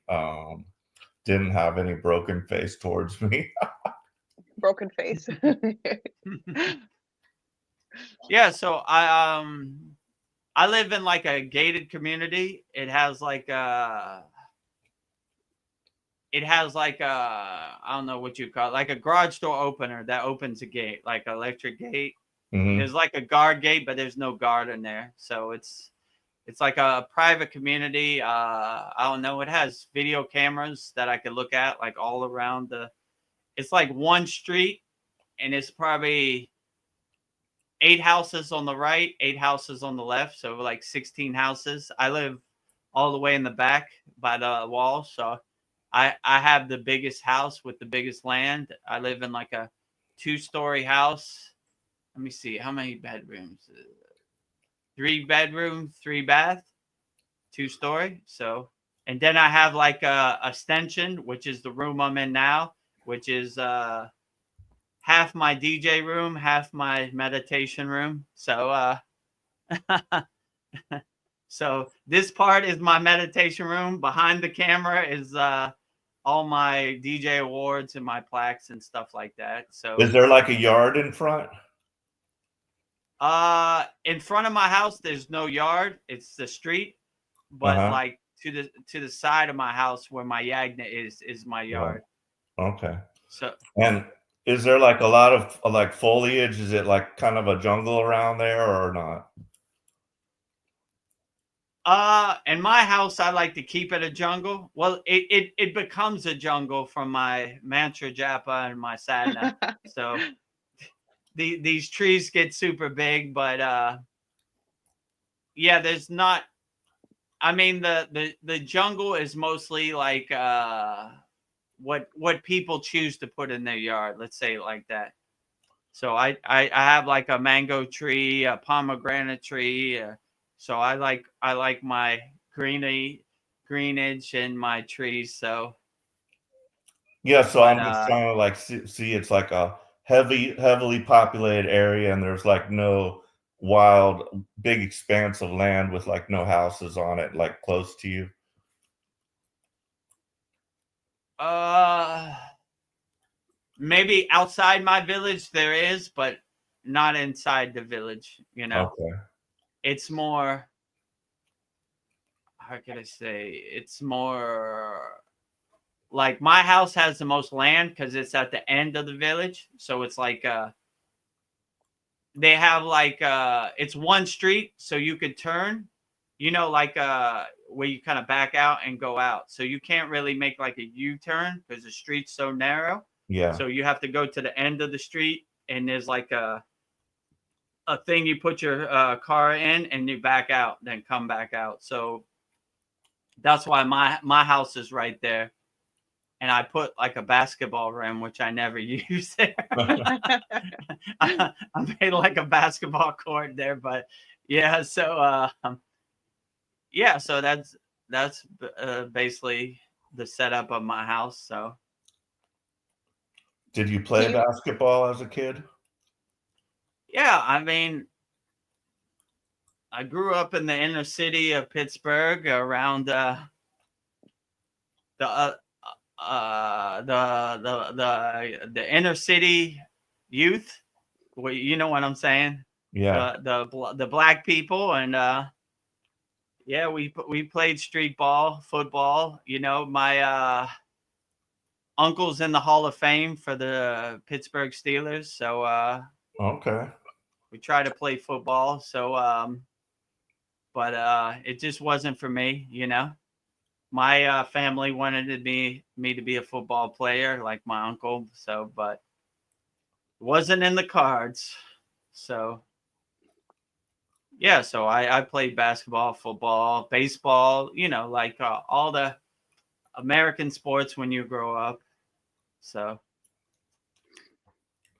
I was never a big sports person, but we were talking about electricity, and I was thinking about all the technology that's been withheld from us, and just how like mhm. having the free electricity and say anti-gravity would affect our society to where all the money, just imagine all the money they waste on roads because they don't Mhm. allow us to have flying cars and air travel. You could just like travel wherever you wanted. I mean, we should be living in that Jetsons age. And I heard like for over 100 years ago, we should have done away with the internal combustion engine, like when Tesla came out with that. And then JP Morgan squashed it because he couldn't figure out how to Make monitor, money. get us to pay for it, the electricity.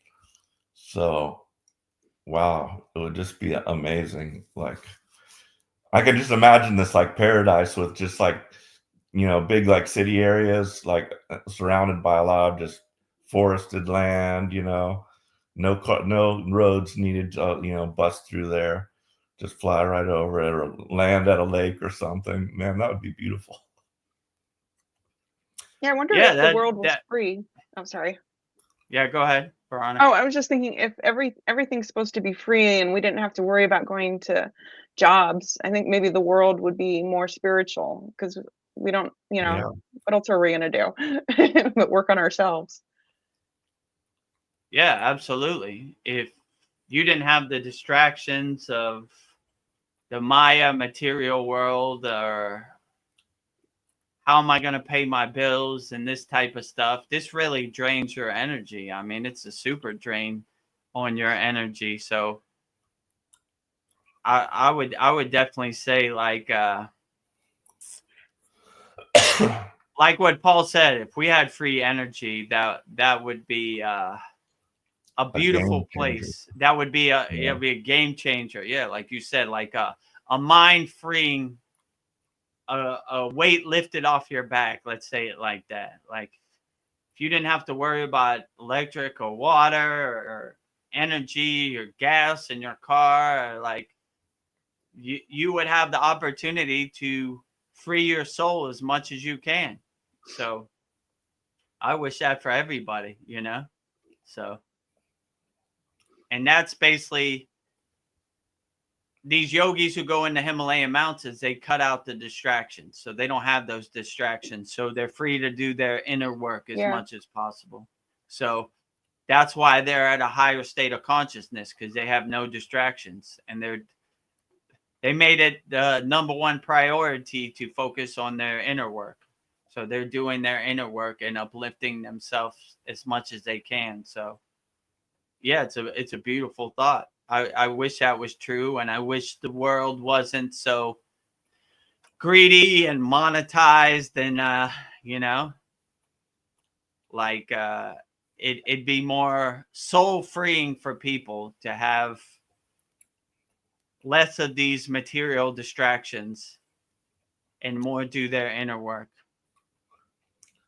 They're also withholding the medical technology from us, you know, because that would bankrupt the pharmaceutical companies, you know.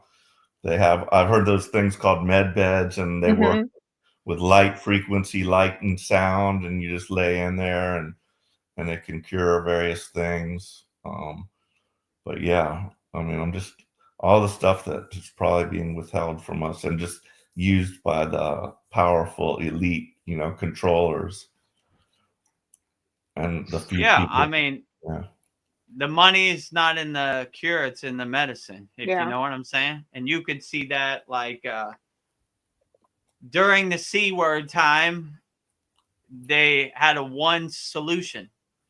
Put these chemicals in your body and you'll be better. Well, what about exercise? What about vitamin D? What about sunshine? Oh, that's all junk. Yeah. Listen to us. Put a mask on.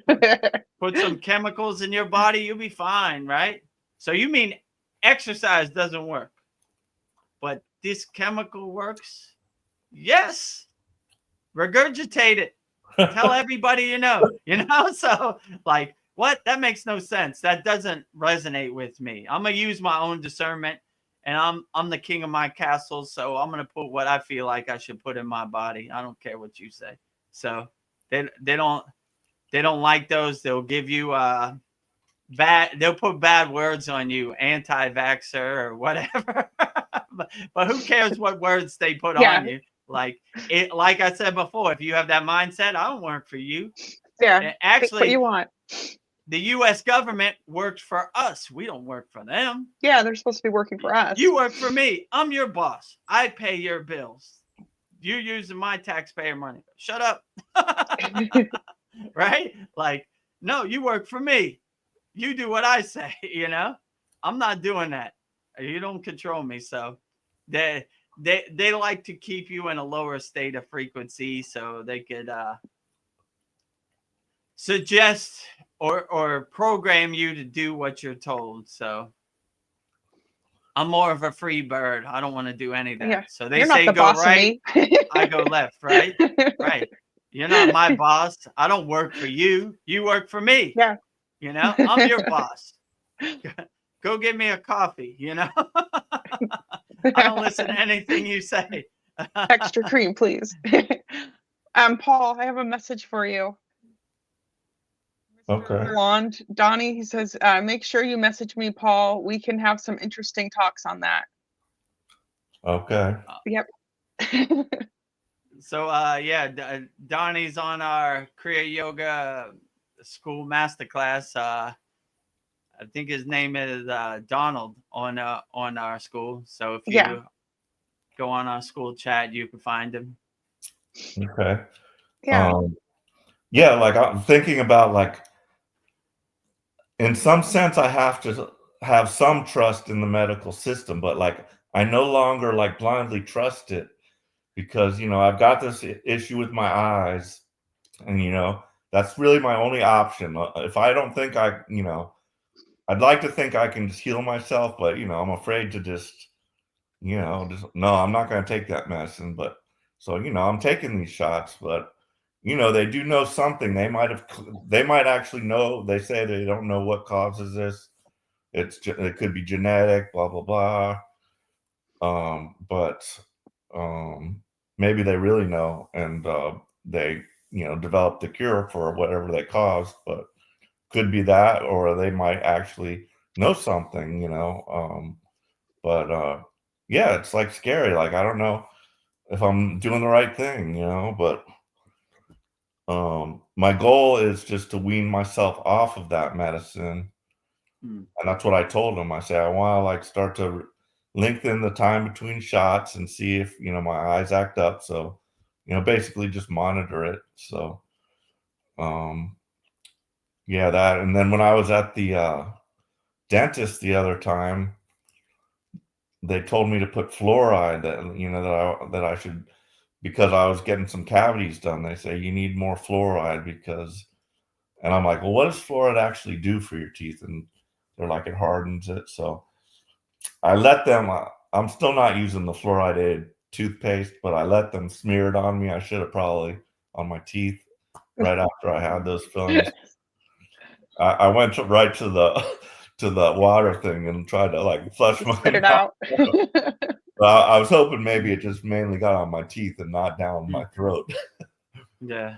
But yeah, I did tell the first nurse that like gave me a cleaning like a few months before that. I told her I'm a anti-fluorider, and she understood it, so she didn't really say anything about that. So, Yeah, you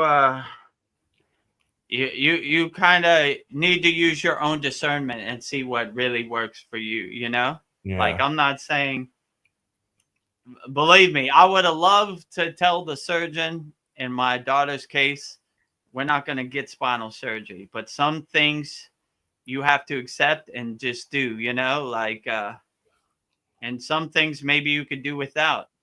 I don't know. Just use your own discernment and see what works for you. Some things that you come to a place like, if I don't let the doctor do this, then it's not going to end well. So I need to pivot and just keep moving the right direction. Like, I don't like it, I don't prefer it, but the alternative is not, I like even less. Let's say it like that. So just sometimes you just gotta suck it up and let it happen, So yeah, like I was hoping they would shine some grace on my daughter the natural way, but that wasn't the case for me. So I pivot and change directions and accept, because the alternative is harder to accept than the surgery option. Let's say it like that. yeah, I was gonna say about my nose. I could go. They said that this was optional, so I have to make that decision. But knowing how important the breath work is, I think it's like, that this is something I just have to do. So, that's why I decided to do it. And it's not super major, just a little snip, snip and burn. And I'll wake up and it'll be done. I'll just have to go through a few weeks with a sore nose. But Yeah. I think it's going to be worth it. But yeah. Mr. Blonde, aka Donnie, he has an interesting comment. He says that EFT uses the meridians in the body to get rid of physical, emotional trauma, etc. Snake diet is a specific fasting technique that resets the body's healing. Do you guys know anything about that? I know fasting Yeah. is always good for healing, but I never Yeah. heard of the snake diet. Yeah. Fasting definitely, I would recommend fasting to heal your body as the number one priority, the lightning track, I would say, for sure. Like anytime you feel like you're coming down with a cold or anything, start fasting right away. Like that's exactly what I do. And I could say during the whole C word thing, I never got sick. I never got anything. Still to this day, I've never had like a sniffle or a cough or anything. But I make it a priority. Yogis every Thursday on Guru Day they fast, so I keep that as part of my thing. But I would definitely say fasting, EFT, use the meridians. Yeah, the Chinese, they use like these pressure points. I think they call them meridians. I'm not too knowledgeable about that, but they use it to exhaust karma. But in my opinion, I mean, I don't know too much about it. I would say the techniques we have in our Kriya Yoga School are better to exhaust your trauma and your karma and your emotional baggage that you're holding on to, for sure. Snake diet, I mean, if it works for you, why not? I'm not a big fan of I guess that means eating snake. I wouldn't I don't know. Maybe eat it's a something snake, else. but I mean, if it works, well, why not? I mean, give it a try. It's not necessary in my case, but yeah, I would try it. But I would definitely say fasting, in my opinion. I mean, everybody's body's different, so I can't say for sure, but I would say fasting works the best for me. So anytime you feel yourself coming down with a cold or just feel under the weather, just fast as long as you can. You could do like intermediate fasting, like 18 hours, or you could go like Paul did 3 days without eating food. And you'd be surprised. It sounds like your mind tricks you. It sounds like, oh, I'll never be able to do that. But once you do it, you really see you don't need too much food, you know? Your mind has just been conditioned to birth to think you need breakfast, you need lunch, you need dinner, right? So once you get that blockage out of your mind or that conditioning that you've been sold through birth, then you really see. Like I said, the yogis, every day they eat what they hold in their hand. This is their food. This is their daily food diet, you know? So, and they're perfectly fine and they're great at health. And I've never seen a yogi sick or hurt or anything. So maybe they're onto something. I mean, give it a try. Everybody's body's different. Yeah, I was gonna say the first day I think is the hardest. It gets easier, and you'll Right. notice you start to get more energy because that's why they have that ketogenic diet. Your body switches over from carbs to burning fat, and that's more efficient. Right. So you get more energy. So yeah, it's awesome. And also animals do that. So you have to, we can learn from the animals. I know like when dogs or cats get sick, they don't want to eat also. At least I've thought that. But And I would say if you're going to fast, just keep your mind busy because, like an idle mind, it's harder to fast. So if you like, all right, well, I'm going to go cut the grass, and if you make a list of your stuff to do, you'll be surprised. You won't even notice it. It'll just go by quickly, and you won't even think of food because your mind is focused on other activities, not eating. So the snake diet is actually a very specific set of minerals that you drink per day with your water, so you can go on longer fast without the body going through, say, a keto flu. So that's interesting. Yeah, I would say if it works for you, why not try it? This do the snake diet. I mean, it depends. Whatever works for you the best, that's what I would say is the best way to do it. So yeah, get your minerals, get your vitamins, and try the snake diet. Maybe it works. Mariana's here. She says, "Hello, wonderful people, and my teacher, my savior, Vedagurudev." Oh, Oh, I don't know if point. I'm your savior, Mariana. I'm just trying to feel my way around the dark, just like you. So don't put me on that pedestal. I'm just delivering Babaji's mail. She says, right after your mantra for my dad on Saturday, my mom texted me just yesterday saying she was in shock, but my dad finally booked a doctor's appointment to do a checkup. Oh, outstanding. Yeah. Right. We're making progress. So, our last class, we made it a point to pray and say a healing mantra for all of our students. And I'm glad it's working out. And I'm glad your father is getting help.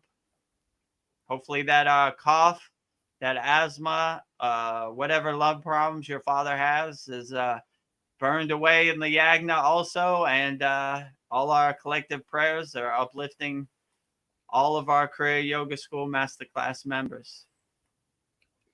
Yeah, and she also adds to that, just like out of the blue, my mom said, but she's happy he stopped being so stubborn and took his first step towards his treatment of his terrible asthma.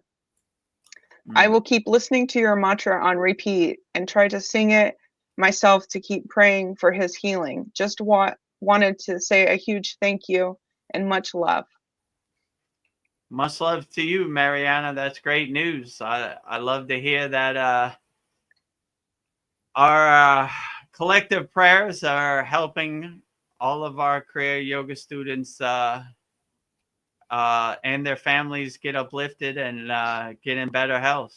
So, like we say in all of our yagnas, we keep burning it away till it's all gone all together. But that's a good step. I'm glad out of the blue, our collective prayers have stopped your father from being stubborn and started getting treatment and started taking a step in the right direction. That's a beautiful thing. That's why we're here, helping people as much as we can, helping all of our students, helping all of their friends, all their family, everybody. Rising tides lift all boats, so we're trying to help everybody. And then Mariana had a question for me. I hope Veronica's sister is feeling better as well. Yes. After her appendix burst, the next day, she was released from the hospital and stayed with her friend for a couple days. And she drove her travel trailer up to Oregon and starting her new life. So she said she's doing great. So thank you for asking. Outstanding. So, yeah. Rising tides lifting all boats, helping everybody. Oh, and Donnie says, oh yeah, yesterday in my dream, I started crying and woke up and it was like uncomfortable emotions, especially with the yagna requesting for blockage clearing. It was crazy. Yeah, in my case, when I first unblocked my chakras indirectly, it was like, man, I never cried so much in my life. It looked like I jumped in the ocean. My whole shirt was soaked. It was just that release of emotions, the clearing all those blockages out.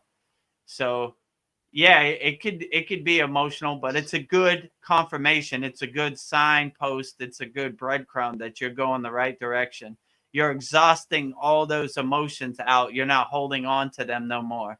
So anytime I used to look at it like a bad thing, like, oh, I'm a man. What do I cry like a little baby for? What's wrong with me? But now I welcome it. Like anytime I start to cry, like there'll be times when I say like mantras, a japa or anything like, I don't know, like even a satsang. There've been times when you might see a tear go down my eye. Yeah, me like, too. This is really profound. Wow. Or I hear one of our students say a mantra or I say a mantra and I'll be like, whoa, that really touched me. So like, just let it all out, exhaust all that karma out. I like to look at it as like our chakra, like a flower blossoming and like black smoke coming out that flower, like exhausting all those trauma and emotions you're holding on to, just letting it all go, letting it all out, cleaning out your temple, keeping it clean, you know? I don't need these boxes. They no longer serve me. All this dust. Open up the windows and clear out your temple and let it be clean.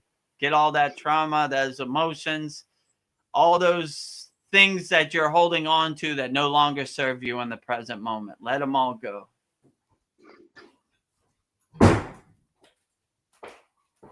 Oh, Paul's walking around. Oh yeah, speaking of the Maya delusional world, some funny things that I've seen. Right, well, one funny thing, but so it popped up on my radar a couple times. Somebody at yoga had mentioned it to me, but there was like a picture of Macron and some other dignitary or head of some other state, but he's the prime minister of France, or the whatever they call that person. And like a camera came in unexpectedly, and there was like a small bag of cocaine on the table, and then there was also like a small gold spoon. And so you see the camera come in, and then all of a sudden Macron like puts his hand over it and kind of like puts it like that. He like, you know, curls his hands up to where it's like hidden. And then the other guy that had the spoon near him did the same thing with the spoon. And you could tell those guys were wired, because I've seen people on cocaine, but they were, you know, they were lit up. But then when they realized they were busted, you could see their faces kind of like freak out, you know. So that was one interesting thing. And just, you know, the level of corruption at the highest levels, you know, like, don't they have to take drug tests too, even if they're like the president or the prime minister, you know? But and then Trump did do a thing against the pharmaceutical companies that we will not pay any more than whatever they give to because they give these drugs to other countries at a far cheaper rate. So he said, we're going to have most favored nation status on drugs, like whatever is the cheapest price, we give it to any other nation. That's going to be our price also. So, you know, I mean, it's drugs, but, you know, some people do need drugs, you know. I mean, you can't just like break free of it instantly, but yeah, so that's a good thing against the pharmacists. So it just tells me things are happening behind the scenes. They probably don't even like show it much on regular news, you know. You have to like dig to find out what's going on. But yeah, so I saw that stuff, so it was interesting. Yeah, I would say the thing you look up, the people you look up to, they should look up to you, because you're doing more inner work than them. They're really lower frequency beings who dwell in war and murder and corruption, and you know, like I feel compassionate for the people of France, if this is true, right? These people that are supposed to protect and serve you and help you and make a better way of life for you and your family and put food on your table are lower frequency beings who need drug enhancements to uplift them, you know? So I don't know. Hopefully it's not true and it's AI, but it wouldn't surprise me if it is true, you know? Like it's 2025. What are you, like 1981 in Miami on South Beach, you know? Like what? A golden spoon, and you know, like what? You know? Closed door. You know?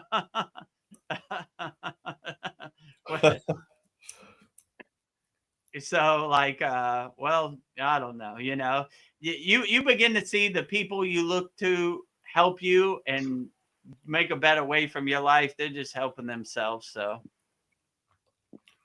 Yeah, I don't know, you know.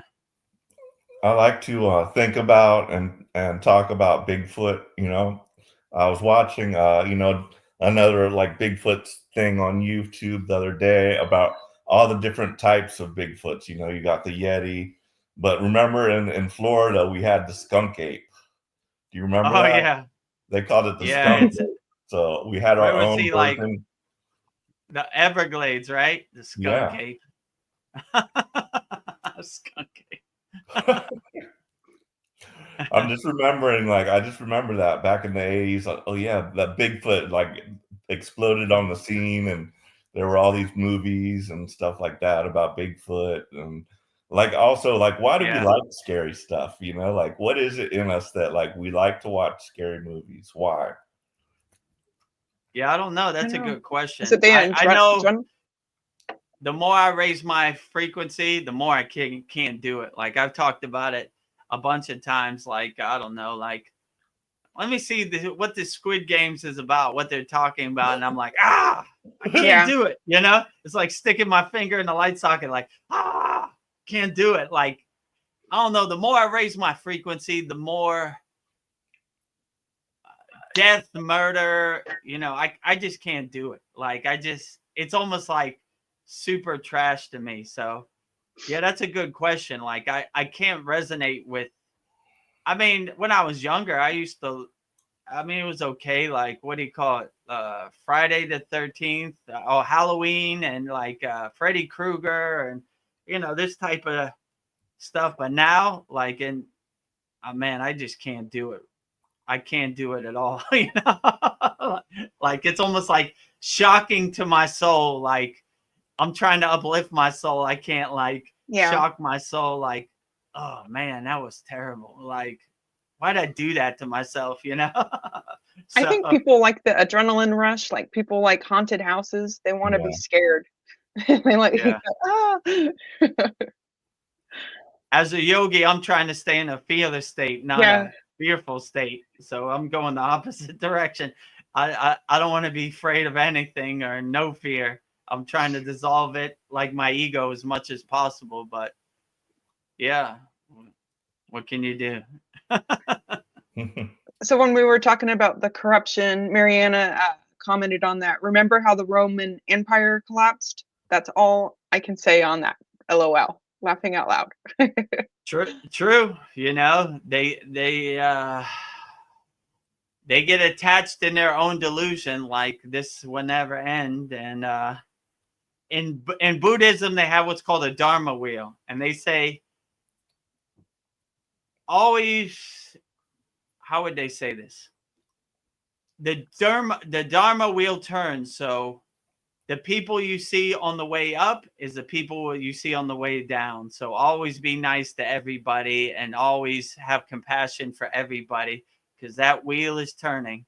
So the people who are on top today might be on the bottom tomorrow. So always be nice to anybody, because you see them on the way up and you see them on the way down.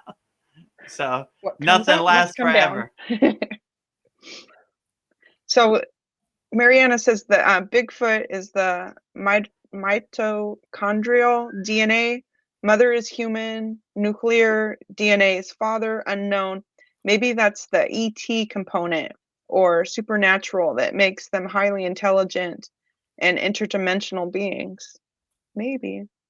That's an interesting thought. I mean, I would say in my perception, let me say, how would I put this? I would say it's highly possible that Bigfoot is from another dimension, in my perception. He can come in, he can come out. I mean, I can't say this for sure.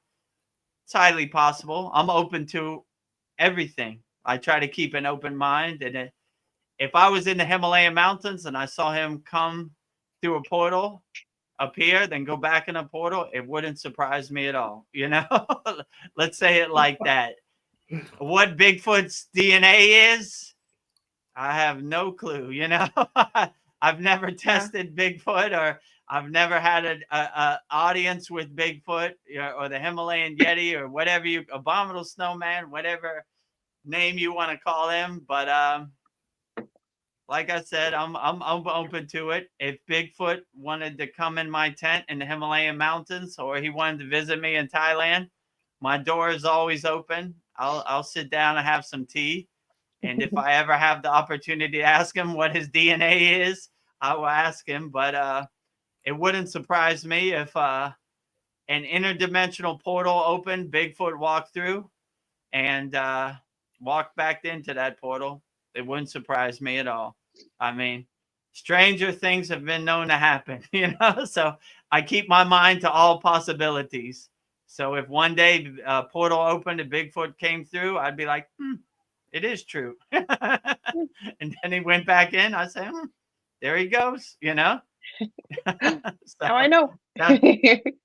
now I know, but I don't know who I'm gonna share this information with. Maybe Paul asked me, and I'll bring it up. But I guess that's how it works. I I'm brought glad up a lot of Bigfoot stuff. gave me an audience. The Shambhala story and Yeah. about the fairies. I had to get that out of you, just because somebody came up to me telling me about fairies, and somehow Shambhala was in my mind, and I associated it with that area. But yeah, another good one that I just saw recently. This was on Dr. Stephen Greer's Disclosure Project. Was this skeleton of a creature? It was only like 6 inches tall, and they got it. It was called the Atacama being or something like that. But they looked at it, and you could just see the rib cage, and it was so tiny, yet you could just perfectly see like a human shape to the body, but the head was elongated. It had a weird cranial formation, one of those big headed, just like your regular alien look, the grays or whatever. But and then they did a DNA on it, and it came back that it was partially human. Like the mother was definitely from this type of thing. So, but it could have been some type of hybrid type being. And they were also like wondering how big it was when it was born. If it was, and they also dated it to be like between 6 and 8 years old. So that little 6-inch tall being lived for at least that amount of time. So yeah, it was pretty amazing. We usually talk about giants, so this one is on the opposite end of the spectrum. Tiny creatures. I had a question for you, giants, Paul. dwarfs. Oh, okay. Yeah, go ahead. Oh, Mariana, Paul, Marianne wants to know, how's your microdosing going, Paul? I aborted that project due to lack of funds and fear of psychedelics. But it had been spoken that if you microdose like some mushroom psilocybin, that it can lessen, like make you not want alcohol as much, or it has various medicine. If you don't like take enough to like get you actually high. I've heard of some benefits to it, but I was thinking about trying that, but I didn't go through with it. Too scared. Yeah. Because of an experience I had as a youth, but it was a different psychedelic substance, but it still scared me. It's just like I don't want to get put under because I'm out of control. So if I do something like that, I've lost control of some aspect of myself. So don't like it. Yeah.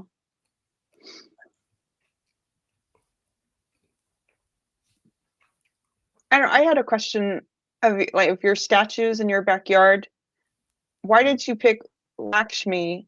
Because like Parvati, she is Shiva's wife and the mother of Ganesh, or you could have done Saraswati, who's part of your lineage. What made you decide Lakshmi? Lakshmi, I just resonated with her the most. I can't really say, like, it gives me the most uplifting divine mother kind of energy, like in my perception. Everybody else is different. Like, I wouldn't say everybody should praise Lakshmi, but I really enjoy Lakshmi's energy for whatever reason, which is interesting also. And these statues that I got kind of disappeared, let's say it like that. So if I wanted to buy a Saraswati statue, there wasn't a Saraswati. Oh, so it was just like meant to be. it was kind of meant to be, and it was almost like, instead of overthinking this, Vedagurudev, I'm gonna just put it on a plate for you. You know, like Lakshmi, Shiva, Ganesh.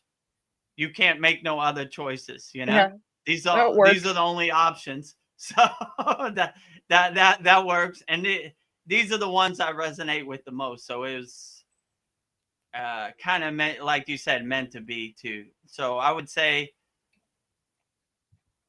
as Lakshmi as Divine Mother, I resonate with her the most, but I resonate with them all the most. So I resonate with Saraswati, but in this case, it was kind of, so I didn't make different choices. It was presented to me.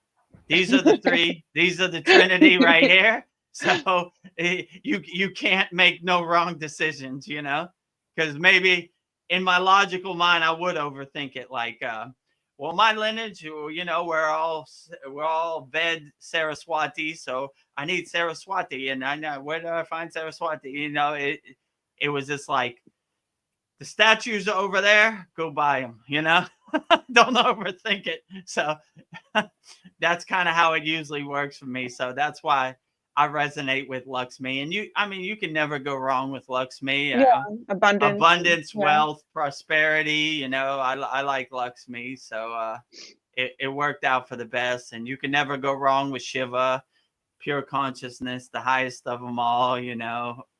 Ganesh, remover of all obstacles, Lord, as it says. So, you know, it was Yeah. meant to be, and the financial means were there, and it just all kind of came into place, right? So when you listen to your intuition or your discernment, it kind of works out for the best. So my little voice inside me said, those statues are waiting for you to buy over there. Go get them, you know? So yes, Babaji, right? Yes.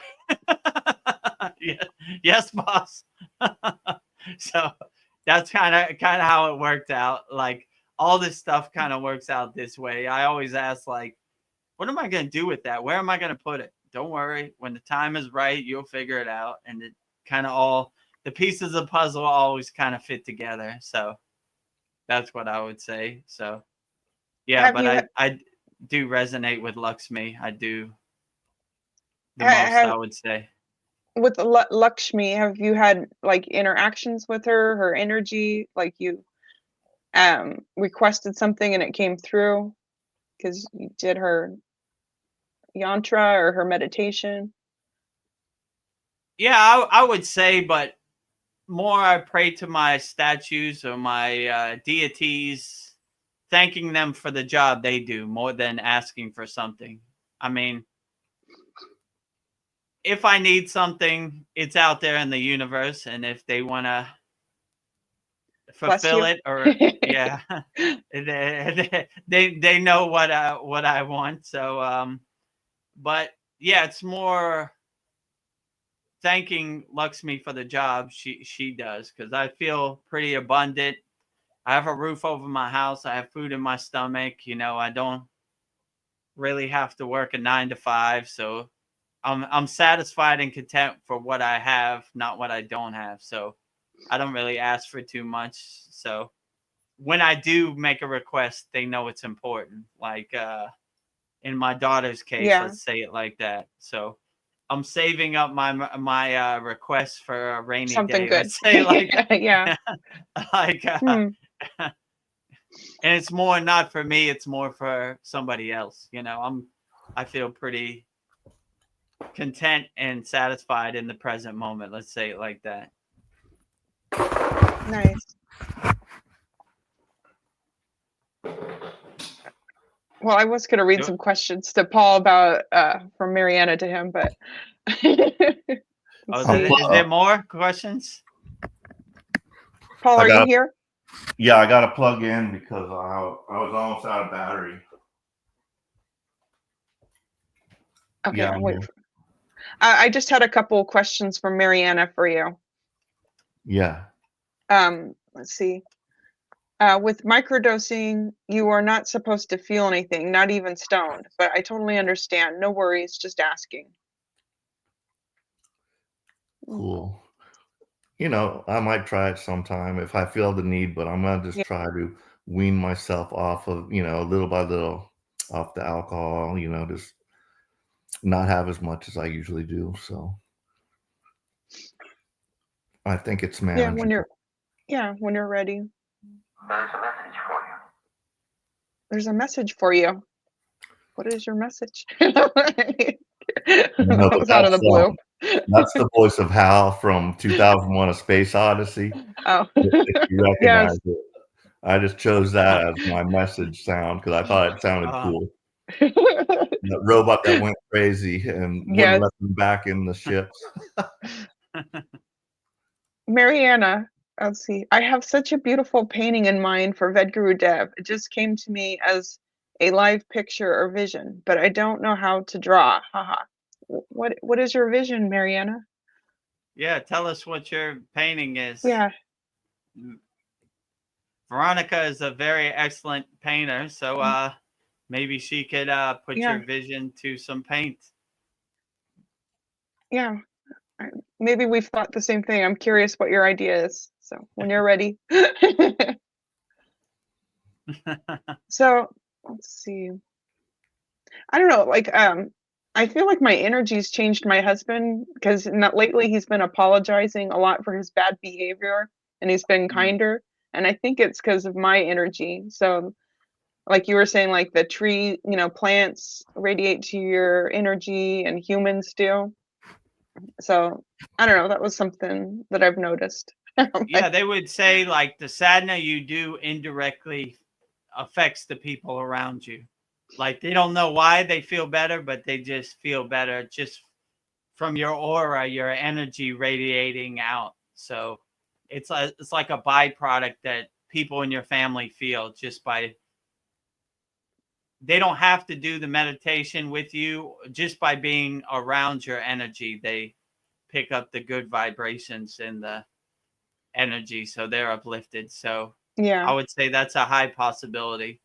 I feel that in my own family also, even though they're not directly here when I do my sadhana, they feel the energy and they feel uplifted and they don't know why. But it's a good byproduct of being in the surroundings of the environment of a yogi, I would say, for sure. Yeah. I don't know. He was all I can set up your headphones so you can listen better at your yoga class. I'm like, oh, thank you. That's nice of you.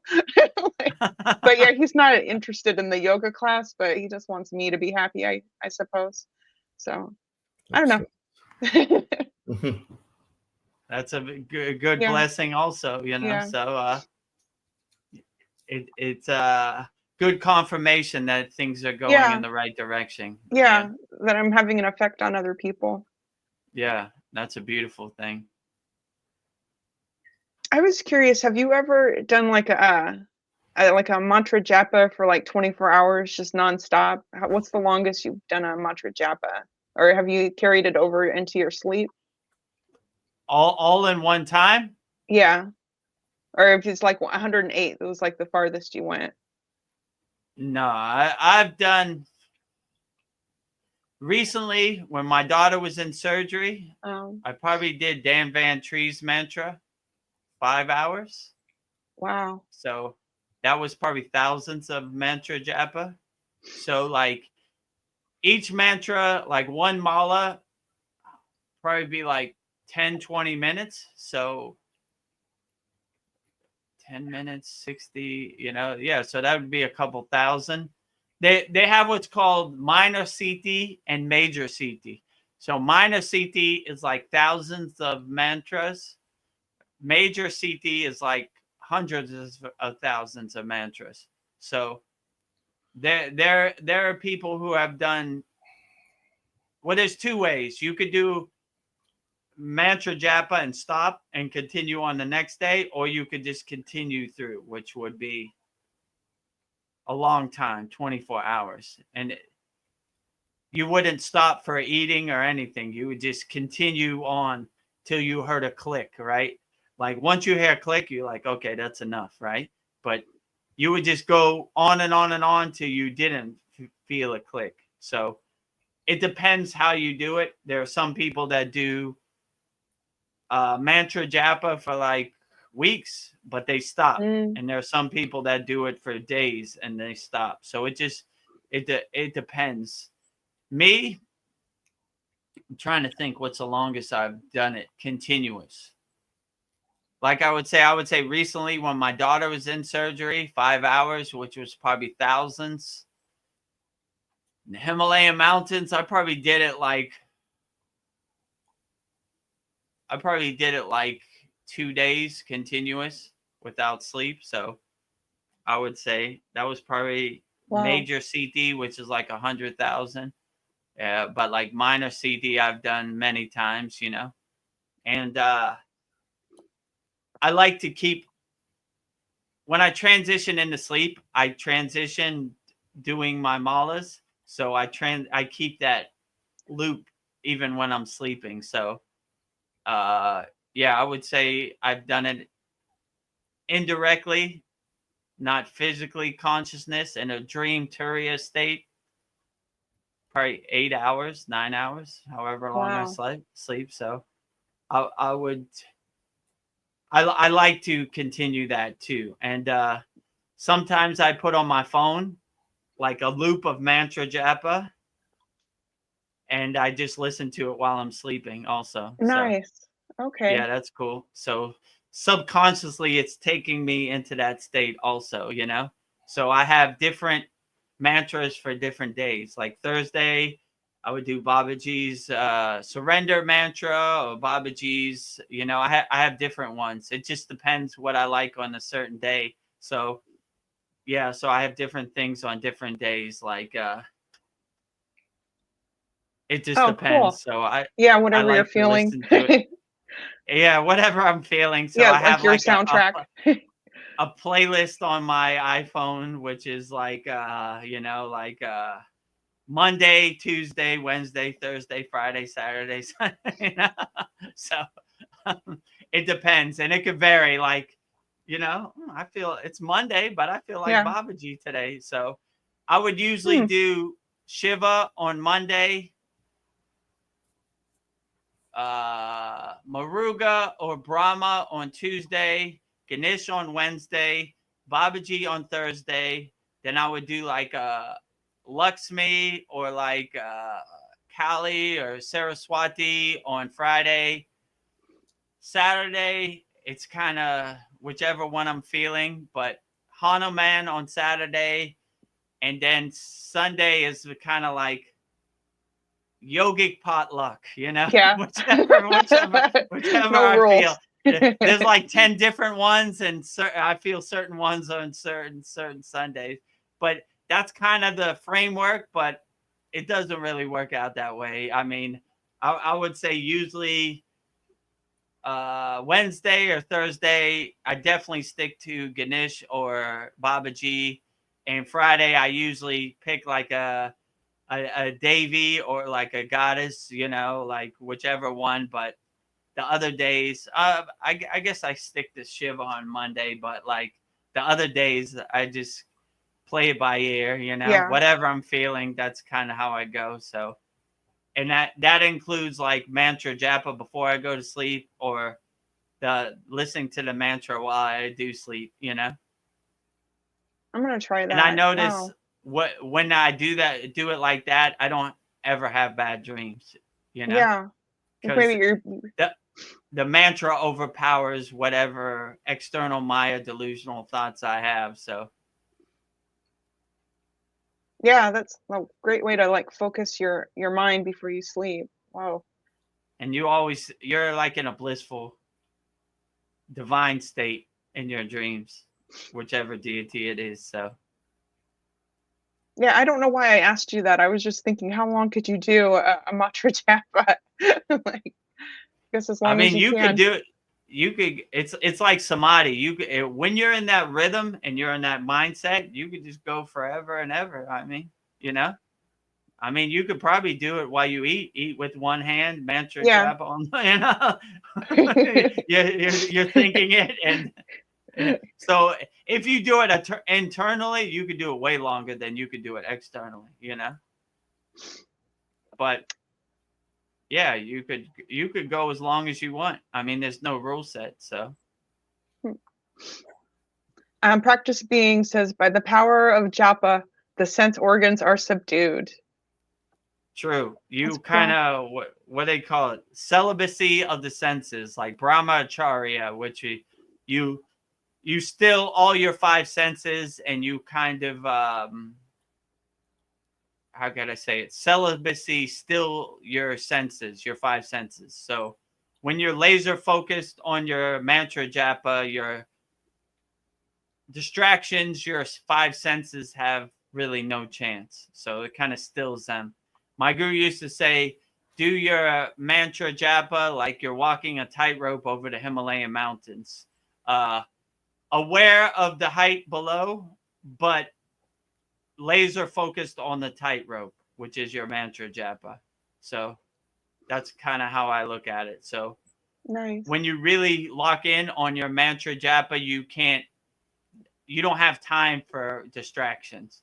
So it indirectly calms your monkey mind or your mental clutter just by doing mantra japa. You're laser focused on the raksha bead. You're laser focused on the sound syllables, the bijas, and the mantra japa. So you don't have time for any external unnecessary noise.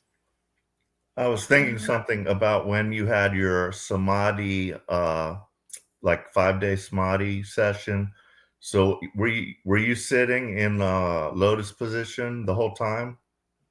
No, I was sitting in half lotus like now, Okay. which is lucky for me. I wouldn't have been Yeah, able to they're walk for a painful. month. You know, Right. even when you like, let's say you go into samadhi and you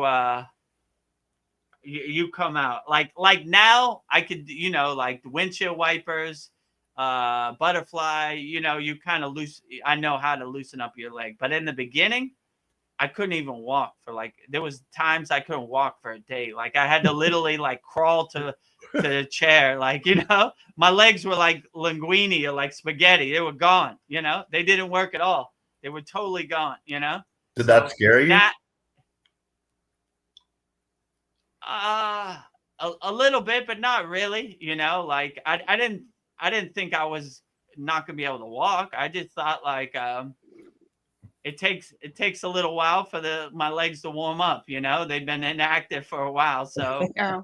I mean, the more you do it, the more you get accustomed to it. But in the beginning, I would say, yeah, I was like, damn, I can't stand. Like you can't stand up. Like your legs are like, how would I put it? They buckle, So like if you try to stand up too much, you can't. Like you'll fall over. So I would just, the more I did it, the more I realized, okay, like my legs are totally gone. I need to warm them up, and then you start get feeling back in your legs. Like, but yeah, in the beginning, I was like, damn, I overdid it. That's why I tell people in our school, like, how long should I sit in full lotus position? Well, if you can't walk, it's too long, like have some moderation, don't be a dummy like Vedagurudev. Like he overdid it and then couldn't walk, right? And, so it takes a while to get feeling in your body, but back then it took a lot longer, let's say, and it The is other kind of thing, scary because you're like, I can't stand up, yeah. but it comes back after a while. You just gotta warm up your legs. Yeah, The go other ahead. thing I was thinking about was sleep deprivation. Like 5 days, you're really not sleeping. And, tons of studies have been done on, they experimented on people about sleep deprivation. But I guess in that state, that's a very relaxed type of state. But, you can, if you get sleep deprived too much, you kind of like lose it. You go crazy or whatnot. But, so I just wonder how it's able to withstand not having sleep, really. Mm. They would say it's a sleepless sleep state. So you're kind of slowed your body down to a point where it kind of indirectly recharges itself or nourishes itself with the prana. So it's not like being super awake and active doing stuff. It's more of a half sleep state and a half awake state. They would say, be aware of what is aware, which is basically like, I'm aware, but I'm not super active. I'm kind of reducing the charge on my battery as much as I can to prolong it, let's say, without recharging my battery. So they would kind of say it in that perspective. So sleep in that heightened awareness state, sleep is less necessary than it is for a normal person, let's say, because you're kind of in a sleeping dreamlike state already. So Right. it's like being aware of what is aware. That's what I would say. You're aware, but you're not aware. So it's kind of hard to explain. That's why they call it the sleepless sleep state. You're not sleeping, but you're kind of sleeping, you know? So but yeah, they could go in that state. I mean, depending, I don't know. Wow. I mean, they wouldn't need to recharge for a long time, depending on how accessible they were to getting the prana from the atmosphere and nourishing themselves. But it's highly possible. Interesting. Yeah. So Mariana is describing her painting, and it sounds beautiful. It's hard to describe the vision, Veronica. Well, it's a Himalayan view on the background, an empty road, and Vedagurudev walking the path alone, looking into the far lands ahead, serious and thoughtful look on his face, dressed almost like a hermit or like a monk, holding and carrying the lantern of divine light. The road on both sides are beautiful fields, soft long grass, flowers, birds, everything is alive. That is a painting for a guru. Wow. And with a long gray beard and Yeah. eyes smeared all over him. Yeah. Dreadlocks, Wow. ash, you know. I'll have to think about this one. Yeah, there's one picture that I have in our school where I'm looking up the Himalayan mountains. I have a red and white flag, and you know, it's you could see it's like the path is kind of laid out. I'll send that picture to you, Mariana. You see how close it is, but you see like the snow-capped mountains. You see the thousands of rocks, and you know the journey ahead. But yeah, I'm not holding a lantern. I'm holding the flag, the Babaji flag, red and white. But yeah. I don't know. I've been thinking about a painting for you, but you always talk about Satu Pond Lake, how happy you were. Mm. And I was thinking, I don't know, you sent me that video of you with Babaji in the lake. I think it was the first time you went there and he kicked you in the lake. But when you're coming in and out of the lake, I don't know, like a baptism, and you're coming out and the swirls of water are around you. I don't know. Sounds like, I just visualize it. It's a beautiful image. So I don't know. It's something I've been thinking about. You in the lake coming out of it with holding Babaji. I've got a question about the lake and the ice plunge. Did everybody do that, or were there some who opted not to get in the water? Well, there are some that opt not to get in the water because they're scared of the coldness, but there are some who, like myself, was been waiting for days to get in that water, you know, and they got kicked. Yeah, so I sent a video to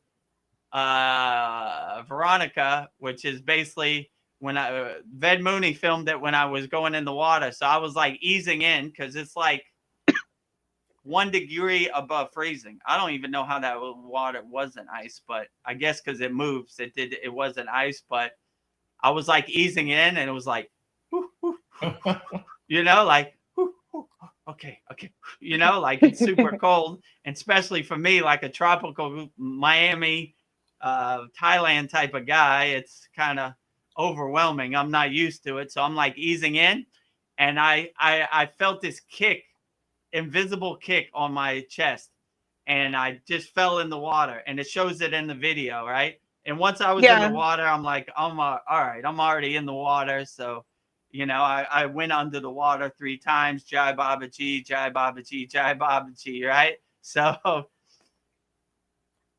it's the first 10 seconds are the harshest, right? Because you're like, oh man, this is super cold, like it's 1 degree above freezing, and the water's kind of still, so it's not like moving, so it's like super cold. But yeah, once you get in, it's a blissful experience. And once I was in, then I swam in it every day, and I swam across it, and I was like, I saw on one of these yogic podcasts, the guy said he went to Satupon Lake and he saw a naga, which is a big, huge snake, like a serpent in there.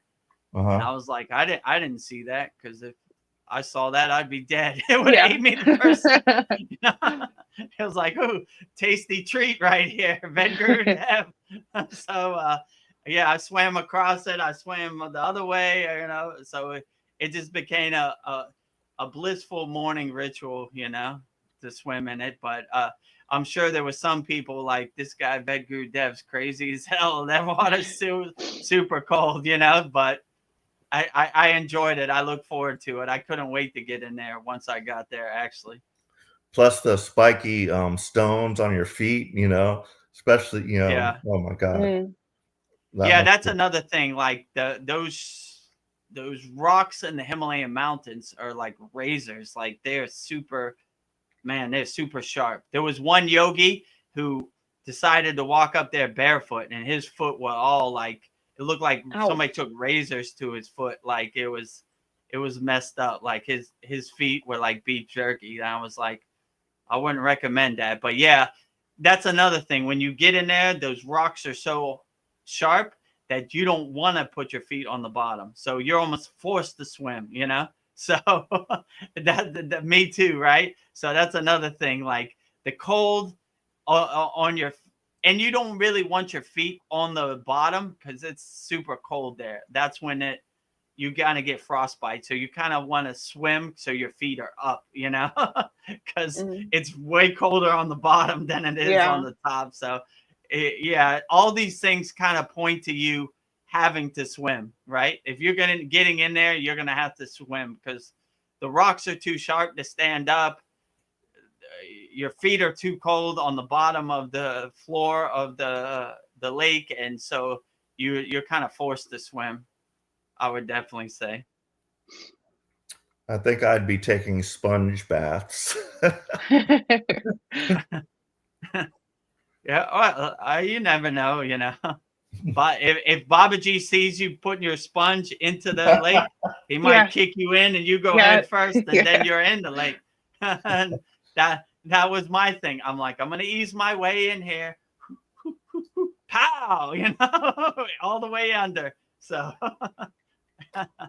maybe I'll put that video on our Kriya Yoga School so you can see it. Yeah, that'd be great. Yeah, it happens really fast, but it looks like you're just like something happened and you're stumbling back. So, yeah. I got a nice invisible kick from Babaji. Yeah, looks like something took you by surprise. Like, you walked all this way to ease in here, head first, Vedagurudev. All right. You're like, Jai Babaji. Jai Babaji. Yeah, there's supposed to be some health benefit also to that very cold water. Oh yeah, I enjoy it. Like what do they call it? Cold shock proteins. So I enjoy it. Like I look forward to a cold plunge because it's like revisiting the Himalayan mountains, right? Going back, right? Oh yeah, my good friend, the ice cold Himalayan mountain waters. So some people have like a freezer, outside of their house where they keep water, and they'll like jump into they make their own cold plunge. Do you have that? Like your own self-made? I tried to do that one time. Like I bought like a big, huge bucket and put a bunch of ice in it. But it's so hot in Thailand, the ice is melted to water in like 5 seconds. So I was like, well, that defeated the purpose. So every once in a while I go to like a sauna and they have like a cold bath, but it's like 50 degrees. It's not like freezing degrees. So, I mean, it's bearable, but still, that's probably the closest I could get. Yeah. But I tried to do that ice bath. Thailand's not the place for it Hot. because it's like instantly water, like I pour it in and they get in and it's 5 seconds it's water. So, like Hmm. I need to find out a better approach, but yeah, that cold plunge, which is 50 degrees, is the closest I could get in Thailand. I'm freezing with just the cold water from my shower if I don't put it on hot. That's how spoiled we've become. And when I went to the Philippines, they didn't have hot water, so I would bucket cold water over my head, but it was room temperature. It wasn't really cold at all, and just like the first one would like shock me a little bit, but I mean that's like nothing compared to the freezingness up there. So yeah, man. Yeah. What about Yeah, you, in Veronica? Thailand, they don't have hot water, so I take Yeah. a cold, but it's still like you said, like Philippines, like room temperature. So there's no need for hot water. I have never done a cold plunge, but I'd like to. But I don't know. At home, I'll do the hot water like really hot, and then I'll switch it to cold and go back and forth to like Okay. shock my body. Yeah, So, that's good too. but yeah, that's on my bucket list. Or maybe I'll go to Satupan Lake if Babaji allows it, or if he kicks me. So we'll see. But that's something I'd like to do. I think it would be good for me. So yeah. Practice being, he says, prolonged fasting, especially dry fasting, is a sure way to achieve the state of aware of being aware, pure awareness, unmistakable presence. It can be a challenge to come back to the world. Yeah, true. I agree with you. Practice being like, in my case, prolonged fasting was indirect. I wasn't trying to fast. I just was in a heightened state of samadhi, like you saying, aware of being what I was aware. That's how they define like samadhi, like what do they say? The breathless state of communion with God. And I like to say like sunbathing in the grace of God, like pure awareness. So it is very hard to come back, actually, right? Like my guru, we have a rule in the Himalayan mountains: when someone's in samadhi, don't wake them up. The only reason my guru kind of took me out of the state of samadhi was because I haven't eaten in 5 days, and if I kept on, I'd probably not be here. I would probably shed my physical body. So I was like, it was like disorientated when I come back. Like, why did you wake me up? I was only in samadhi for 15 minutes. He was like, you dummy, you've been in there for 5 days. I was like, why didn't you wake me up? Like, he was like, you know the rules. We don't wake anybody up. I was like, so what are you doing now? Like, I was all like disorientated. Like, let me go back. Like, why did you take me out? He was like, you don't understand. It's been 5 days. 5 days, you're gonna die. You gotta eat. I was like, what? Okay, yeah. So it is hard to come back. Like, it took me like 20 minutes to like process it, like, or decompress or transition back into the world. Like, what? I don't want to come back. Like, and it's once you feel the bliss of samadhi, you don't want to come back. So it's hard too. You kind of have like a spotter or somebody. Like, all right, it's been 5 days. He's got to come back. We got to break the rule. So, yeah. And it's happened for other people too. Like my guru sent me on a what do you call it? A dummy mission to wake somebody up out of samadhi. And it's the same thing. Like, why'd you do that? Like, most people are kind of like, they're mad that you took them out of that state. Let's say it like that. So once you're in that state, like, man, I was there, you know. So Yeah. Listen, I know the rules. You know, I'm not supposed to wake you up, but you've been in there 7 days. Yeah. You know, tell me if you want to shed your body and go into Maha Samadhi, it's perfectly fine. You know, I'll stand back. But if you do still want to do some more work in this physical plane, you probably should eat something, you know? And when you eat, you don't eat like real food. You kind of drink water and work your way up to solid food, I would say, you know? Yeah. So it's more of a 2-day kind of liquid diet just to nourish yourself and Yeah. get yourself back. But some yogis take it too far. Like I think Kyle posted on our video, there was one picture of a yogi. His ribs were all up. His stomach was gone. You know, you almost, there are certain yogis who have become like, how would I put this? Like statues, like a petrified tree. They're still in there, but their body is gone where they can't come back. So you kind of, it's a thin line to walk, you know? Like if you want to go to that state, it's perfectly fine. But if you don't want, maybe I should spot you and bring you back. Yeah. So I'm glad my guru brought me back, because if he didn't, I wouldn't be here right now. I'd be one of those statues in the Himalayan mountains. Like I'm in there, but I can't come back to my physical body. So I'm somewhere, but I'm nowhere, you know? Yeah. Yeah, I've heard of those monks that like petrify, they become petrified after Right. they also leave the body, and then they leave behind their, you know, almost like a statue, you know. So wow. Right. Yeah, you become petrified, and once you become petrified, you can't go back to your body because it's useless. It's a statue now. So you're almost forced to make the full transition. So you got to make a decision whether you want to go petrified or you want to in the world of the world, you know. So that's why they kind of stop you, because they see you kind of bordering on that petrified state, you know. Like if you want to go that route, the route's there, but if you don't, you got to stop now. So that's kind of how they stop you, you know, I would say. But yeah, interesting.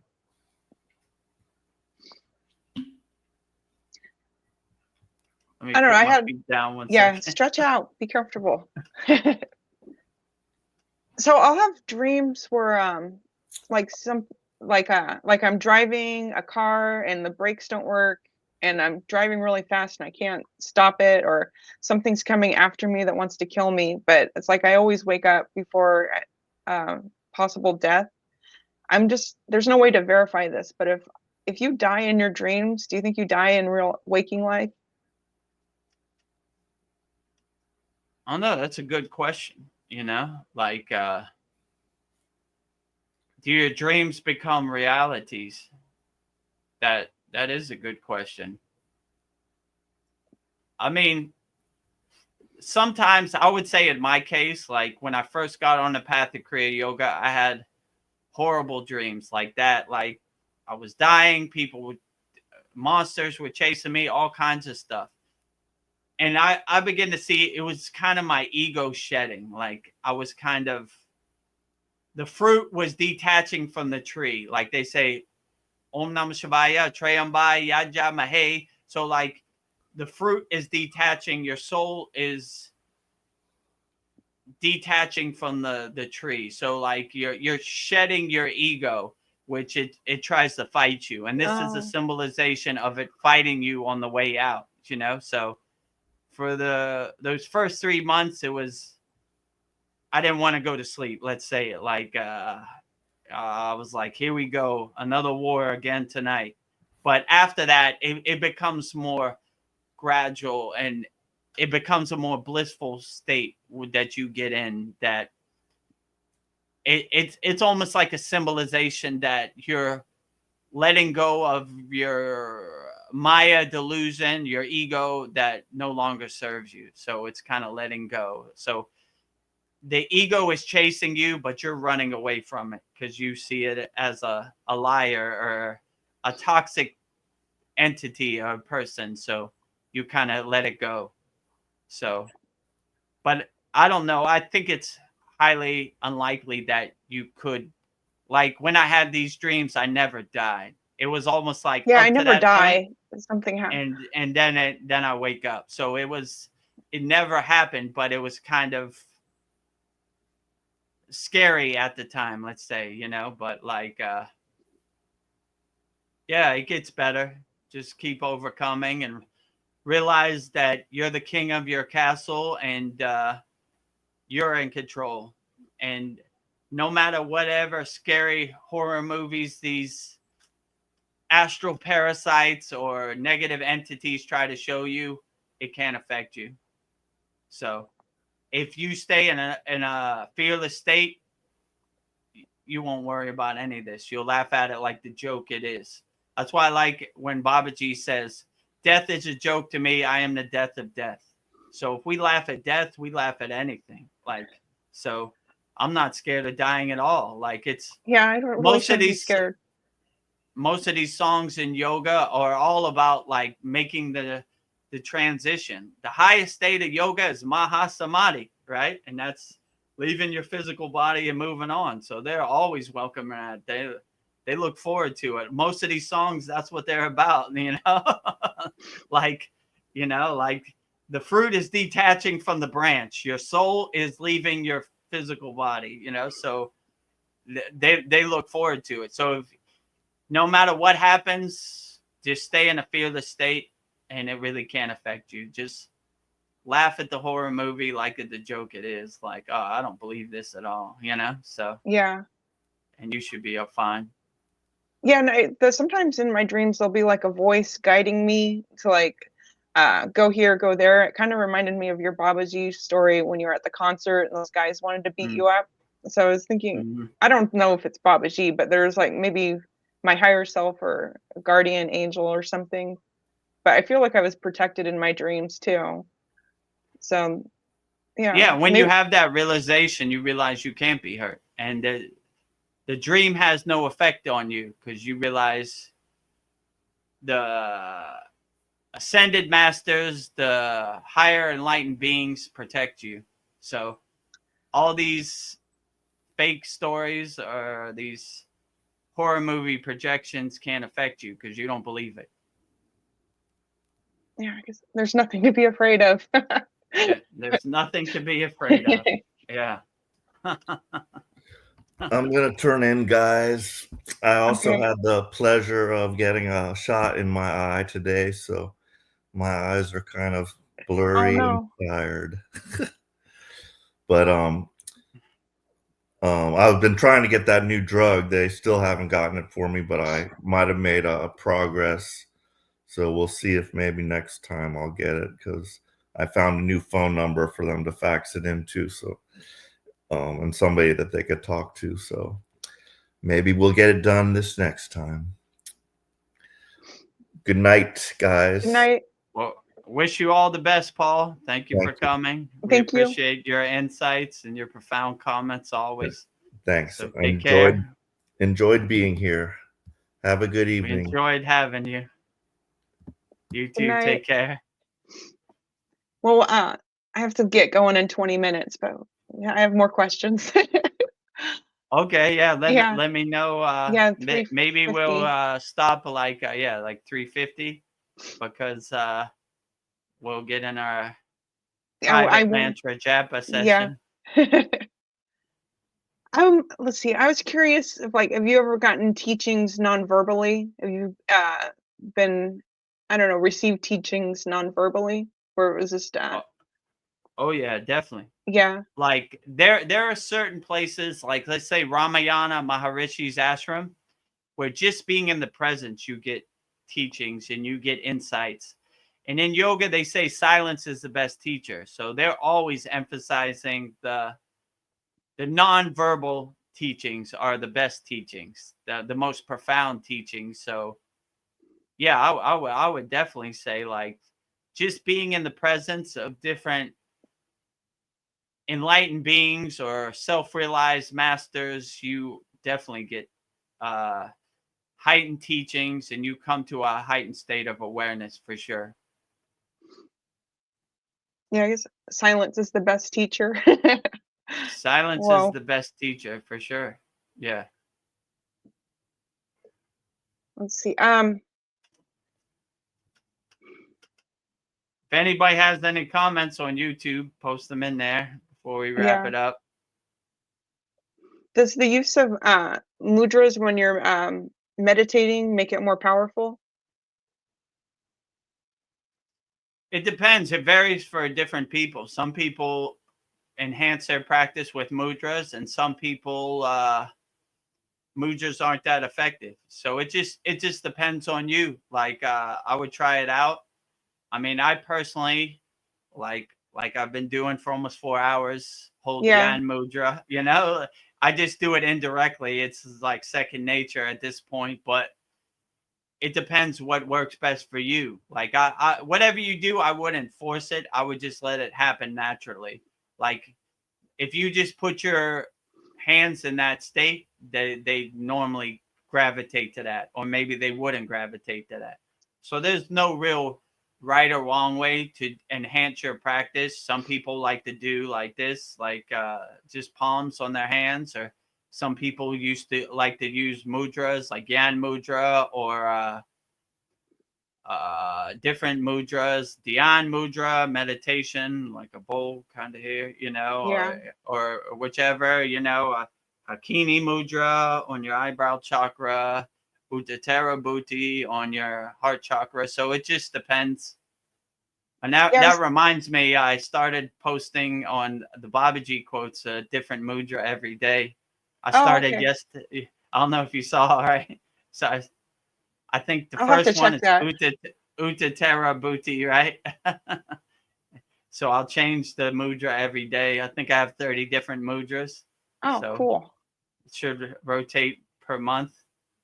Yeah, I just started yesterday. So Okay. I have to look at that again.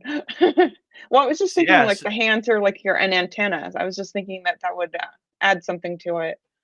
yeah. So they would say the hand gestures you do with your hands and mudra is like closing the circuit. So your energy, your prana, your shakti is flowing through your body, and you're kind of sealing the circuit where it can't like seep out or leak out of your body. So it's a good way to seal your body. So that's the way they would say it. So like Shanmukhi mudra, you're sealing the 7 gates. You know, Kechari mudra, you're sealing the prana to your pineal gland. So it's like that's basically what they would say, like sealing. You know, it keeps in the energy. So you're holding in the energy inside yourself when you do a mudra. Nice. What would you say is the one thing that is absolutely necessary to progress on your path to spirituality? Or is there Mm. one? I mean, I don't know if there's anything necessary. I would just say my best advice for that I found on the spiritual path is just keep a positive attitude, always stay happy, always don't get attached to any kind of narrative or ego play. Always stay in equanimity, always wake up with a smile on your face, enjoy nature, and enjoy as much as you can. One of my favorite Sitas is called Boganantar. Bogar means enjoyer. He just enjoyed everything. He didn't nothing he didn't enjoy. If he was going to do it, he was going to enjoy it. So just enjoy life as much as you can. Wake up with a smile on your face. Help as many people as you can. Be as happy as you can. Don't get attached to anything. Just kind of become the detached witness. Just laugh and smile as much as you can, and just kind of look at this Maya delusional world like the joke it is, the comedy show, the monkey show, the clown show that it is, and just detach and get your popcorn and just sit back and enjoy the show and watch it and not get attached to it. And you begin to realize you enhance what helps you in the present moment. So do what uplifts you in the present moment. You begin to realize that it doesn't matter who's president or what Kim Kardashian wears to the Grammy or who won the NBA championship. That really doesn't serve you in the present moment. So you start to cultivate and do stuff that and give your energy to things that help you uplift you in the present moment. So you become more sovereign, or you become more the king of your castle. You become more in control, and you start focusing on your energy that helps you do your inner work and uplifts you in the present moment.